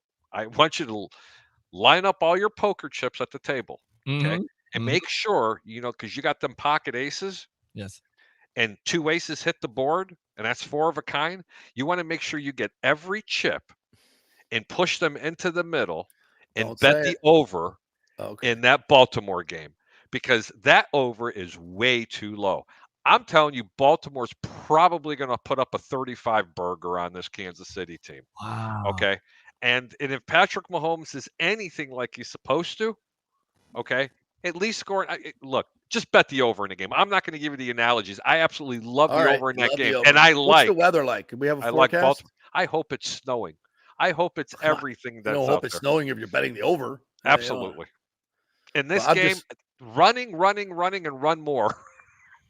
Well, look, I haven't looked at the over-under. I love the Ravens. What's the number? Some books have it at 44. The rest of them have it at 44.5. Wow. Yeah, I love the over on that. Yeah. love. It kind of tastes good, doesn't it, JP? Well, I'm gonna parlay the Ravens in the over there. Yep. And if you don't like to give up that extra half a point, for those of you that don't know what I'm talking about, you can buy a half a point. Always buy the hook. You can always buy a half a point and bet the over. Or, you know what? You can lay a little bit more juice. You can just go ahead and play Baltimore on the money line, bet the over. Your return's not going to be as great, but I'm telling you, it's as close to a win as you're going to find. Detroit, San Francisco, I haven't done the work yet. Everything's telling me San Francisco is not going to repeat the way they played last week. They should have lost to Green Bay. Yes, Peter, you were right. They should have lost to Green Bay, but it doesn't mean they're going to play like that again. Okay, Detroit's not the same kind of team, and I'll tell you what, San Francisco's way too talented on defense, but I'm not giving up 7 points to any team right now. I mean, these playoffs have been really, really, really weird, but I do like the over ever so slightly at 51 in this game. I think Detroit, I think they're a good football team, but Goff is susceptible to pressure, and the Bucs could not pressure him with 4. The 49ers will do that. I think they can pressure with 4, and that's the huge difference. And then they can bring pressure and cause even more havoc. So I think that is a little bit. I think Detroit, from an emotional standpoint, I thought they would be a little flat this week. I don't think they were, but now they got 3 weeks in a row of this, and now they got to go on the road, all the way out west. I just think it's too much to ask. I think they're not bringing that dome with them, are they, bud? No, they are not. I think the 49ers probably played down a little bit last week. I expect them to be better this week. So I'm not going to mess with the 7. I'm with you on that. I can't touch it. Yeah, I'm going to mess with the 7. I can't touch it. If you have to play JP, I always tell people this. Because you're sick and you have to make a bet, there's nothing wrong with watching the first half. Yeah. And then make that decision for the second half on whether or not you want to lay the points or take the points. Look, no one ever told you had to play it. So I will give you a very, very small position on the over in that game, because I honestly think that I think they're going to put up 30-plus points. up in for Frisco. I just do, because Detroit's defense sucks. It's not that good. It's not that good. I agree wholeheartedly. Even without Deebo Samuel in that game? Deebo Samuel might be playing. Yeah. He's such a key, though. I just saw the number. Yep. He's the 49ers average 7.1 yards per play with him in the game, 5.3 with him out. That's huge. That's huge. That's a lot. QBR rating, Purdy's QBR rating goes from like 79 to 58. I mean, those are huge numbers. That's not real Purdy, is it? Yeah, no, it's not. It's not. And it's so interesting how one player can make such a difference, but it does. All right, partner. Any other great wisdom you want to bring us? No, buddy. I just seriously, it's literally the play of the century. You got to bet the over in this game. I anticipate as the weather starts to get better on the East Coast, because that's exactly what it looks like it's going to happen. I think this over/under is actually going to increase.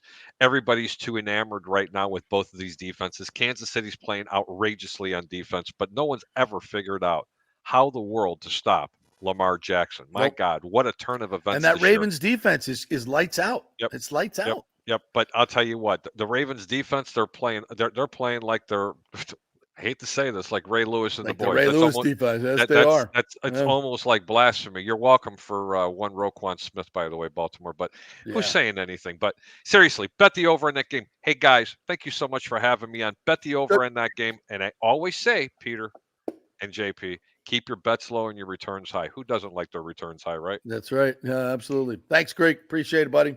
Deuces, All right. brother. Take care of yourself. And congratulations. If you guys don't know, he's engaged. He's getting married. And he outkicked his coverage. See you guys. I always do. 100%. Yes. All right. Thank you. Greek, we will take a quick break. When we come back, Lightning insider Eric Erlinson will join us after a big Bolts win last night. Kucherov, another 4 points. Is he the MVP? Not according to the national media. Oh, my gosh. It's unbelievable. Getting disrespected again. Hey, folks, rates are coming down. So if you're thinking about getting back in the real estate game, we got a dynamic duo for you. The Geddes Gordon Group of Realtors is the place to go in South Tampa and all the Tampa Bay area.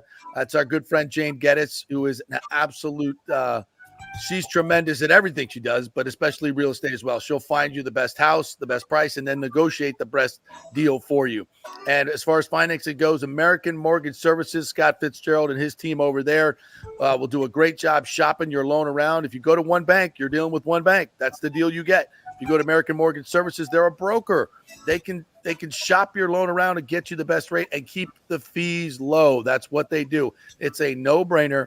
Scott at amstampa.com, and get in the game now. Don't wait till rates get down into the 4s and 3s again, because then everybody's jumping back in and the prices go way up. So in the long run, you're getting a better deal. So get in now. If you want to refi later, you can do that. Scott at amstampa.com and the GettysGordonGroup.com. Back in 3.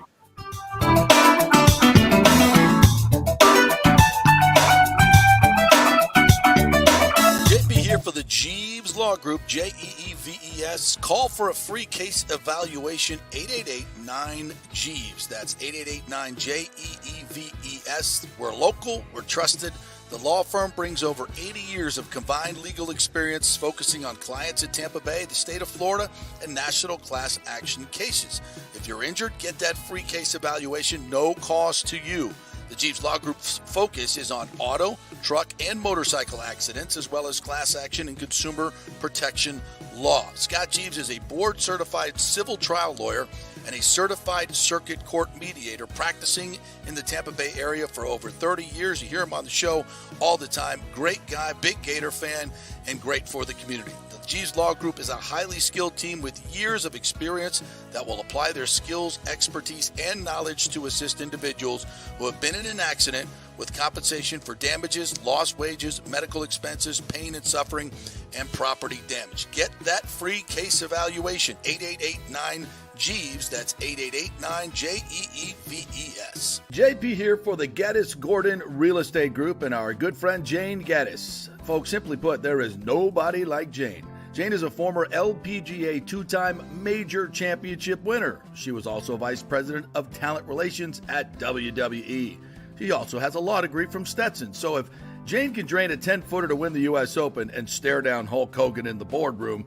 You want Jane on your real estate team to not only negotiate the best deal, but find you the perfect home or investment property. And when you work with the Geddes Gordon Group, you become part of the real estate family and get concierge services that include expertly staging, marketing, and preparing your home for sale. Advice on golf properties. Hey, you might even get some golf tips. Many of their clients become friends long after the sale or purchase is completed. It's all part of the deal. So if you're looking for that perfect home or investment property or try to get top dollar for your home, go with Jane Geddes and the Geddes Gordon Group, because there's nobody like Jane. Call 813-485-6808 or go to geddesgordon.kw.com. That's GEDDES Gordon.kw.com or call 813-485-6808. JP here for my good friends at Italiano Insurance, and they did it again. Once again, Italiano Insurance stepping up with the best customer service. I was in a bind. My old insurance company, my auto insurance, jacked up my rates, so I called Charity at Italiano Insurance, and she stayed till 9:30 at night until she got my insurance done. And guess what? She searched all these companies for me. I didn't do the work. She did. Saved me $1,000 on my annual premium. $1,000, folks. That's real money. And that's what you get at Italiano Insurance. Great customer service. And here's another note for you, by the way, with hurricane season up. 40% of people in Florida are underinsured. That means if you have something happen during a hurricane and you need replacement costs, you're going to get 40% less than you deserve. Can't let that happen. Call the folks at Italiano Insurance and get them to help you out in both those regards. They will save you money and keep you insured properly. That's 813-877-7799. Great folks in the community, been doing it for over 60 years. Italiano Insurance, 813-877-7799. Let's go. Right now, back to the show on FanStream Sports. All right, welcome back to the JP Peterson Show on this hump day as we roll through it. Brought to you by the great folks at the Patio. Great place to watch Lightning hockey now that it's all Lightning season, right? Go watch all the games there. If you don't get Bally's or any of the other stuff, you have a hard time watching it, head on down to the Patio. Great drinks, great staff, great folks, great atmosphere. 421 South McDill. It's the place to watch all the games. All right, let's welcome in our good friend Eric Erlandson, lightninginsider.com, also working with the Lightning Radio Network. What's up, Eric? How are you, my friend? Good morning, gentlemen. How are you? Not as good as Nikita Kucherov. That dude is the king of the world. Who is? Yeah, exactly. I mean, he's always been great, Eric, but what he's doing now, it seems like every time he gets the puck, something good happens. Like you create a scoring chance. It's not supposed to be that easy. This is the NHL. It's not supposed to be that easy. What the hell's going on? Another 4-point night last night. Very few players in the game have that ability, and he's probably one of three right now, and that includes Sidney Crosby and probably Connor McDavid. Yeah, it's you're also not supposed to be this good at age 30 in the NHL, and he's getting better and better, and it's incredible to think that, that year he had in 18-19 where he finished with 128 points and won the MVP, that he'd get better. And what he's doing this year is just incredible. And then you understand how hard he works at it. Even Jeff Blashill was talking about him the other day where he didn't understand how hard Nikita Kucherov works, right? Like, we see the finished product. He puts in the work in the summer. I think even this year, when they were eliminated in the first round for the first time in 4 years, he was immediately on the ice a week later working on stuff, just subtle stuff. And the deception in his game is the work of what he does in the summer. And even that pass he made to Mikey Asimon last night, that was ridiculous. Everybody in the building knew Nikita Kucherov was going to shoot except for Nikita Kucherov. And he knew what he was doing before the puck was even, as soon as it left Victor Hedman's stick, I think he knew what he was going to do with it. And that's where you have to give a lot of kudos to Mikey Asimon, who understands now, having played with him even just this little bit, have your stick on the ice, Kucherov's probably going to find you. Yeah. Is that the biggest difference in your opinion, Eric? You've covered this player a long time. Is it now score first mentality instead of just distribute the puck? I don't know if it's a score first mentality. I think it's a shoot more mentality. because he's always had a really good shot. It's just he's such a great playmaker that was his strength. And I think that I think he's third in the league in shots on goal this year. He's actually kind of fallen off the pace he set a little bit earlier in the year. But that's the biggest difference. And when a guy passes the way he does, you could see teams started to overplay the pass because they knew that's what was going to happen. So I think he understood that. And the more he's shooting this year has just made him that more dangerous because now goaltenders specifically have to, play the shot maybe more than they did before, which all of a sudden opens up more passing lanes. And that's why I think he's more dangerous. That's great analysis. And that's exactly the way it's playing out on the ice. And the question is, what's their answer to that? There is no answer. There is no because he's going to beat you. He's going to beat you either way, right? Nikita Kucherov is the question, and he's the answer. Nice.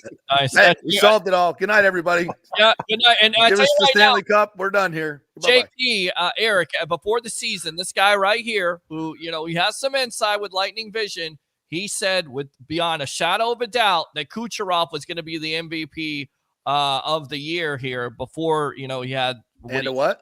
Yeah, the most 50 goal. I said if he's going to score 50 goals and the MVP right there. And don't think he didn't see Braden Point score 50 last year. Exactly. Hey, maybe I can do that. The greats do that. Like Sidney Crosby early in his career, people thought he was just a setup guy. So I'm going to show you. He went out and scored 52 or 51 goals. That was the year he tied Steven Stamkos for the Rocket Richard. So the great players understand when they're being doubted, even just a slight amount, and they go out and prove everybody wrong. So Torts said something last night that I thought was interesting, and I don't think he didn't mean it, to trash talk, but he said, when talking about the Lightning, he said they're not as deep as they used to be. They're not as deep as and I don't think that's a great secret, but to hear it coming from another coach, I think is somewhat sobering, if I can say that. And I think it tells us where this team needs to improve. Is that fair? I mean, I think that's fair. I mean, we all knew going into the season that the depth wasn't what it has been. I mean, just through the salary cap and attrition, you lose an Andre Palat, you lose an Alex Killorn, you lose a Yanni Gourde through the expansion draft. And look, it happens to every great team in a salary cap system that eventually everybody needs to get paid, and not everybody can get paid here. They have to go somewhere else. So I don't think that's any secret that's being revealed by Torts there. But I mean, Torts, he's no nonsense. He's going to tell it like it is. And I think that's all he was. You're right. He didn't mean any disrespect whatsoever to Tampa Bay. He was just, everybody knows, you look at this roster, they're not as deep as they have been. Yeah. So the question is now, you go and beat the Flyers like that, and we'll talk about the Carter Hart situation here in a second.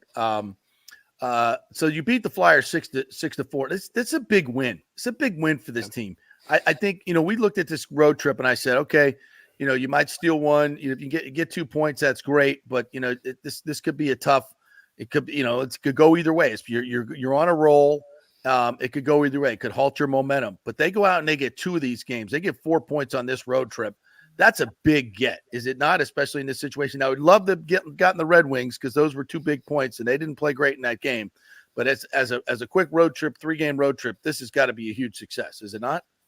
Yeah, when you factor in where they're at in the standings, some of the struggles they've had on the road this season, where they're still an under 500 team, under NHL 500 even in that aspect. That coming off of a pretty successful homestand, 4 straight wins, that you have to pick up points on the road. You're right. Detroit game, I think, was a big one. I still think that game should have been played before the football game. I think there was a little bit of hangover on Tampa Bay's part from watching the Bucs lose that game right down the street. And I think that showed in their play. And Detroit was a little fired up as the Lions won that game. That's interesting. Yeah. No, I do because both those teams were watching that game. Yeah, that's absolutely. Where their heads were at. They weren't totally preparing for the hockey. They were, but their minds were kind of, as a lot of us in this area. I mean, you've seen the number of Lightning players that have shown up at Bucs games the past couple of years. I mean, vice versa. Yeah, Baker's at all the Lightning games. Yeah. Yeah. So there's a lot of support between the two. So I think there was a little bit of a hangover on Tampa Bay's part because you look at it in the third period when they woke up, probably could have gotten at least a point out of that game with the way they played in the third. But yeah, getting 4 out of 6 points is huge. I mean, you just look at where things went when they lost that game to Detroit. They went from third place in the division to, I think, the second wild card on the verge of being out. All of a sudden you win the game against Philadelphia. All of a sudden you're back in third place. That's how quickly things can change. And that's why it's important to make sure you don't go on losing streaks of any kind. You can't afford to lose more than one, maybe two in a row at this time of the year, because you have to just continue to pile up points. Eric, talk about Mikey Easemon's play. +1 last night. I mean, getting opportunities once again, scoring on the power play. Talk about how valuable he is to this team. He's Yanni Gourde version 2.0 is who Mikey Easemon is. He's got that type of game in him. I don't think he's as feisty as Yanni was. I mean, one of the things we used to love about Yanni was watching him get into a scrum and come out smiling and just completely tick off the other team. I don't think he has that type of, but just the way his motor runs, the way he forechecks, the way he's hard to play against, because as Yanni was, he's a gnat. Right, he's just that annoying little gnat that keeps coming up in the corners and just ticking off defensemen and everything. So that makes him hard to play against. And I think last night was his 8th goal of the year.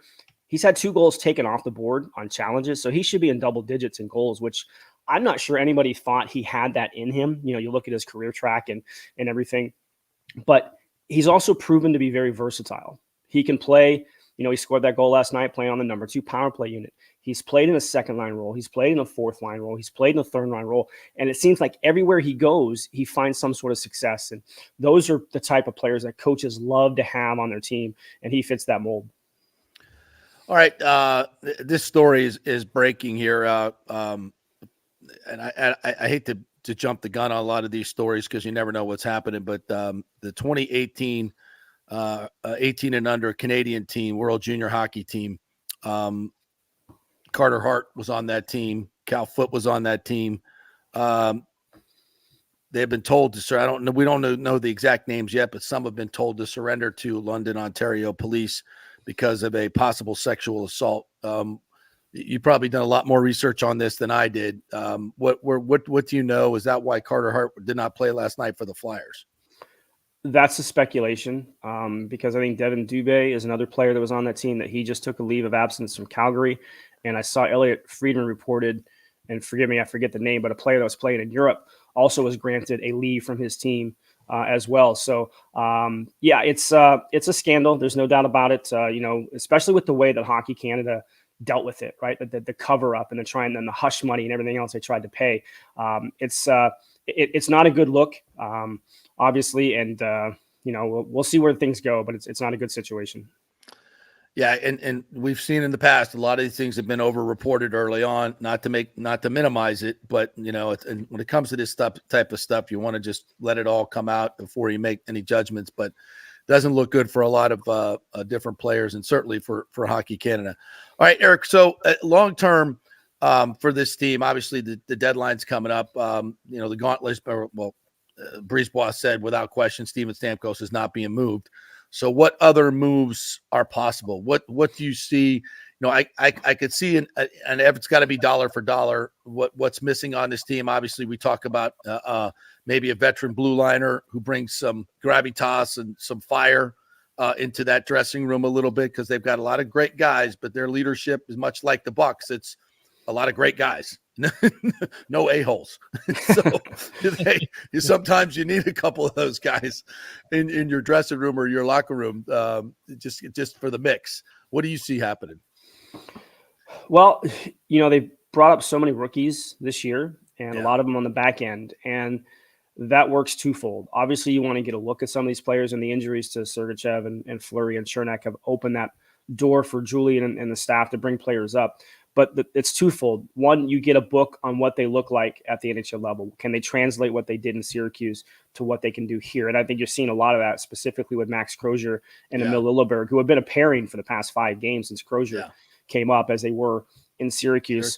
So now you have a book on these players, but you also have a book on these players. So if you need to make any type of deals, maybe you have some more chips to throw in that maybe you didn't know you had before. So that's a great point. I think there's a lot to what they've done this year and bringing up a lot of these younger players to get a look at them, because I think if you're going to look at an area where this team needs depth, I think it's right-hand shot defense. I mean, I think they've been able to handle it, especially with the time that Chernak's missed over the past month, 2 separate injuries.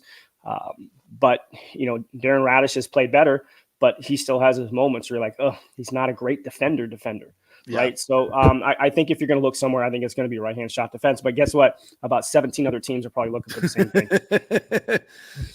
It comes that way. But it's a great point about these young players. And Emil especially, I love the way this kid plays, man. The way he takes the body. You know, Brian Engblom mentioned this a couple times on our post-game show, and you start literally zeroing in on it. It's something that a lot of the Lightning defensemen don't do.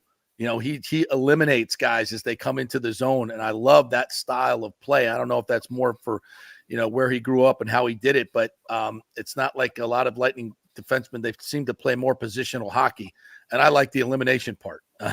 You don't always get that, but I think more times than not, he does it. What are your thoughts on his game and also Crozier's game? Because both of those guys have been very impressive. Crozier's game is very simple, and simple's good when you're a defenseman, especially a young defenseman. He does his job, right? You know, I think that they dressed 5 defensemen last night. Or 7 defensemen. They put Phil Myers back in just because sometimes, you know, you get a rookie pairing on the road. Sometimes it can kind of get you matchup situations wise into trouble. But I think Crozier's been very, very steady. He made a great play on the Braden Point goal last night. Step in and send the puck towards net.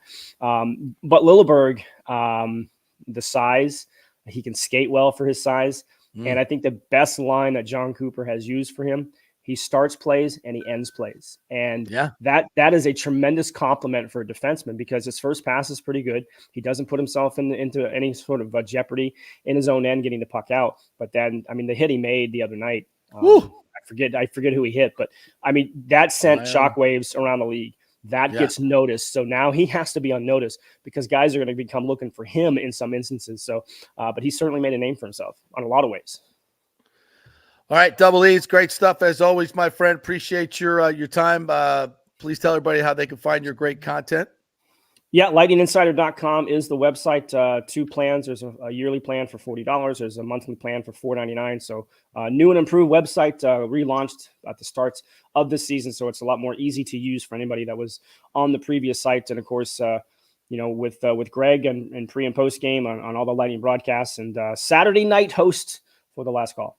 Yes, awesome stuff. Thank you, my friend. We will see you at the rink coming up. What we got tonight and on Saturday. Yeah, Thursday, Saturday. Yeah. And then 10 days off. That's right. You got All-Star. That's right. Yep. I'll take a vacation. All right. Thanks, brother. Appreciate it. Be well, Eric boys. Burlington there. We'll take let's take another break. Our final break here. Come back and talk a little college football as the transfer portal is up and going. And FSU, Florida, picking up some big players from Bama. We'll talk about that and some other things when we come back. We are brought to you by the great folks at Synovus Bank, the big bank with a local bank feel. Go on in there to any local branch. Go to synovus.com and tell them JP sent you. They will give you the great personal attention you deserve. That's Synovus Bank. Back in 3. Stay with us.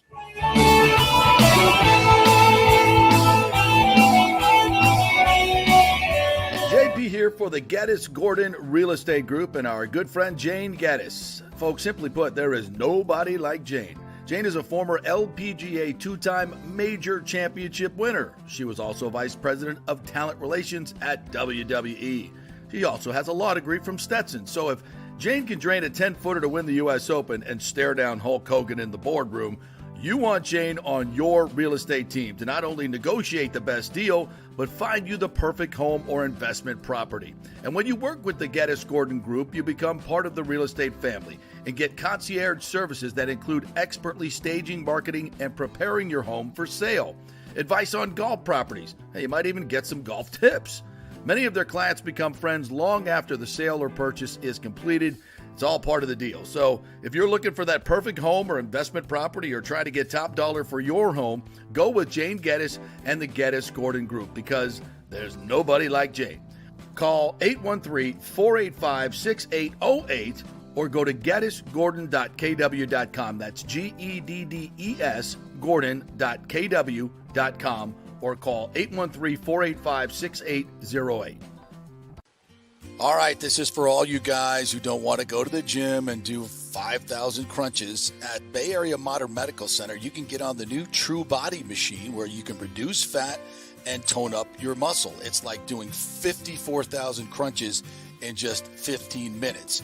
Define your body as you see fit. TrueBody offers personalized muscle stimulation that delivers the equivalent of those 54,000 crunches in just 15 minutes. Just get in touch with them at Bay Area Modern Medical Center, BAMMC.com. Chris Lugo and the team over there will set you up on TrueBody and get amazing results. Non-invasive with comfortable and little to no pain and zero downtime. You can isolate and target those areas that you want to improve and treat multiple areas simultaneously. It's an amazing machine, so check it out at Bay Area Modern Medical Center, BAMMC.com. Is getting a home equity line a good idea right now with rates so high? Well, I put that question to my good friend Scott Fitzgerald at American Mortgage Services, and he says it all depends on where you're at financially. Many of us with ridiculous inflation have been charging up those credit cards, right? At 29% interest, hoping to catch up, but that ain't happening. Those interest payments are killing you. So yes, a consolidation loan and tapping into that crazy equity in your house is a great idea. That strategy can drop your monthly nut by thousands of dollars and stop wasting money on those interest payments. Fitz, the mortgage guy, has done thousands of loans for the past 25 years in Tampa Bay. Just did one for a former colleague who was a manager for a big bank mortgage division. He knows Scott is an independent broker and can get him a way better deal than at his own big bank. AMS Tampa has way lower overhead and gives you the savings. So if you're worried about fees and closing costs, have the free consultation with Scott and look at the actual numbers. It may shock you what he can do. Be smart. Stay one step ahead. Email Fitz at scott@amstampa.com, scott@amstampa, or call 813-294-7595. Scott Fitzgerald, MLS 386722. American Mortgage Services, 1000 North Ashley Drive, Suite 1020, Tampa, Florida. Let's go. Right now, back to the show on FanStream Sports. All right, welcome back to the JP Peterson Show here on this hump day with Peter Blake. But it's been a fun show, Peter. Yes, absolutely. You had the Greek. You had Eric Erlinson right there, Lightning Insider, talking about the Lightning. We threw the question out there about the Bucks. What's your number one priority in free agency at this point? Is it Antoine Winfield Jr.? Is it Evans? Is it Baker? Open phone line, 727-255-0391. Lots of stuff to talk about, as we've been talking about today when it comes to the Bucks and the Lightning. I think that predominantly is going to be the talk here the next couple of months until the Rays start to get started, which, by the way, the Rays. Has anybody figured out what the Rays are doing? Or have they put a shovel in the ground yet for that new stadium? I mean, just not only that, but have they spent any money to improve that lineup, or are they just going to go with what they got? We're good. We're good here. We're good with scoring one run and I don't know how many innings. He's selling the team, so they're not making any investments in any players in the offseason. I'll tell you right now, I'm not a drinker. They'll move the shekels around, like the old. I'm not a drinker, but once he sells the team, we're having shots. Yeah, we are. Shots. Shots. Yes, absolutely. Shots, yes. Which I think it's going to, which I think will happen certainly before any shovels go in the dirt in St. Petersburg. We haven't heard much about that lately because I think, I think behind the scenes it's kind of crumbling, but we'll see. I mentioned a little college football talk where the transfer portal, it's kind of winding down now. FSU's picked up some really, really good ones, including their new quarterback, DJ Uiagalelei from Oregon State. And, Uiagalelei. Look, big kid in a Mike Norvell offense. I think he'll really, really flourish, especially with some of the weapons they got. FSU, I don't think they're going to miss much of a beat. They've got some holes to fill, but they've done a good job of, again, in the portal. They went and got left guard Richie Leonard from Florida, who's had 14 starts at UF. Good offensive lineman, has a little bit of size. Also got the TJ Ferguson, huge offensive tackle from Alabama. Edge rusher Siona Lolaheye. I think that is his name. At 21 starts at Oregon State. They needed and Grady Kelly from Colorado State, couple of guys that hopefully, and Marvin Jones Jr., let's not forget him, a former 5-star. I think that they'll get him in that FSU defense, so he'll be much more effective from a edge rusher standpoint than Marvin Jones Jr. So they've signed some really, really good players, plus the number 6 high school class. So I think FSU picks right up where they left off. I think they're the favorite to win the ACC. Clemson added nobody in the portal, by the way. Well, shocking because Dabo continues to not buy into the portal, and That's the reason why his program suffers. My question is, JP, when do we see this move from the ACC to the Big Ten? When is this coming? Anytime. My guess would be right before the 25 season. I think they play. Obviously, they're going to play in the ACC this year. And I think they may even announce that this will be their last season right before the 24 season. That's my guess. I think they get out of this grant of rights because of a lot of things that are the lawsuits, the snub, all these things. We talked a lot about that, but I think just in general, I think they go to the Big Ten and Fox, and they announced that probably right before the 24 season to take place in the 25 season. I think this happens rather quickly. I don't think Mike Norvell would have stuck around if he wasn't pretty sure that was going to happen. When you have an opportunity to go to Alabama and you stick around at Florida State, I think, especially after what happened last year, he knows that he wouldn't want to stay long-term in the ACC. No way. Yeah, right. So I think that's the way it works. By the way, Louisville and Jeff Brom did a great job in the transfer portal. They've got Tyler Brown, the edge rusher from Tennessee. Okay. And they already got Ashton Galat. So they've got two really good rush ends. They picked up a quarterback, former Texas Tech and Oregon starter, Tyler Show, I think you say, and a running back in Penny Boone, who was the MAC player of the year, offensive player of the year.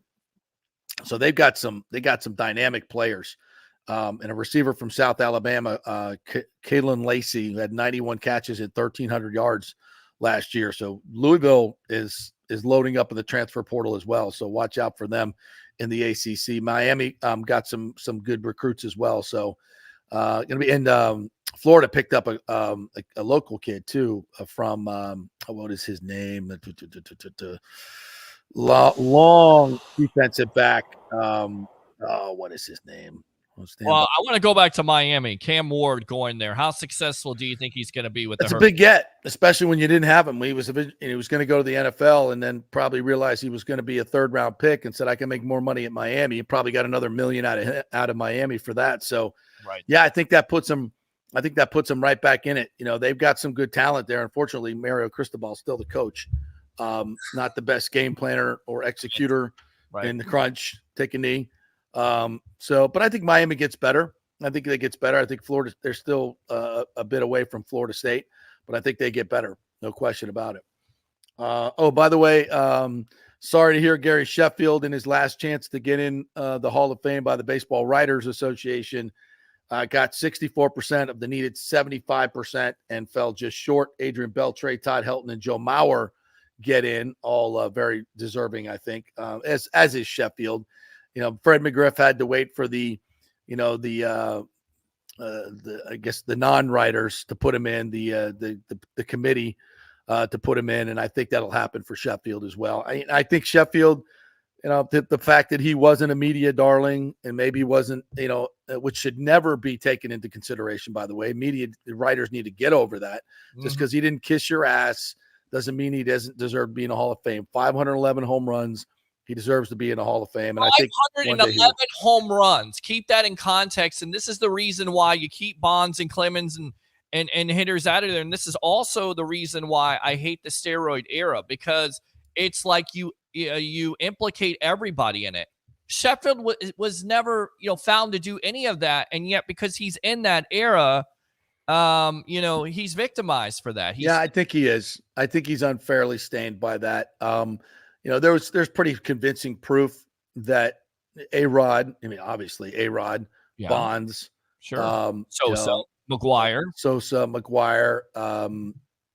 Palmeiro, they all were steroid guys, right? Sheffield, I don't know of any hardcore evidence. His body never changed. He was always just jacked. A consistent guy. He was consistent. His body never, materially changed. Yes. His numbers never spiked. You don't see any of that. Yeah. Right. You don't see any of that. So I don't know. It's ridiculous. How does Sheffield not get in? He wasn't a bad third baseman. He could hit the ball. He could hit the cover off the ball. You just said over 500 home runs. I mean, it's a lock. What are we talking about? Over 500 home runs, that puts you into the Hall of Fame. And just because you don't like somebody, listen, I could see why Bonds is not in, because he cheated the game, cheated himself. No question. and he was no question solely against the media. But Gary Sheffield, come on, man. What are we talking about here? He's one of the best players in your generation. Put him in the Hall of Fame. Enough. I agree. A couple other things from our great commenters. Ben Cornett, welcome in. He said, another way to look at it, many people thought Sean McVay wasn't ready to be a head coach, and ultimately he won a Super Bowl and went to 2 in his first 5 seasons with the Rams. I believe he was in his early 30s when he got the job. It's more on an exception than the rule, but it still happened. Absolutely. Thanks for putting that up. Yeah. Absolutely, Ben. I agree. My gut feeling is on Dave Canales is he's not ready yet, but what the hell do I know? Until he does it, because he's gone from a quarterback coach to a 1-year coordinator.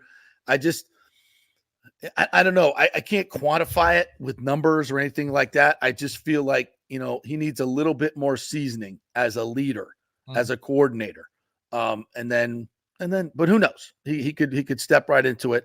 I think anybody who had been around Sean McVay felt like he had those leadership qualities. I don't think it's about age. I don't think it's about age at all, because Canales is 48, very young 48. No, so I don't think it's about age. No, he's not 48. He's 41. I just think it's about demeanor and experience. And Dave he just kind of hits me as this is my first year as a coordinator.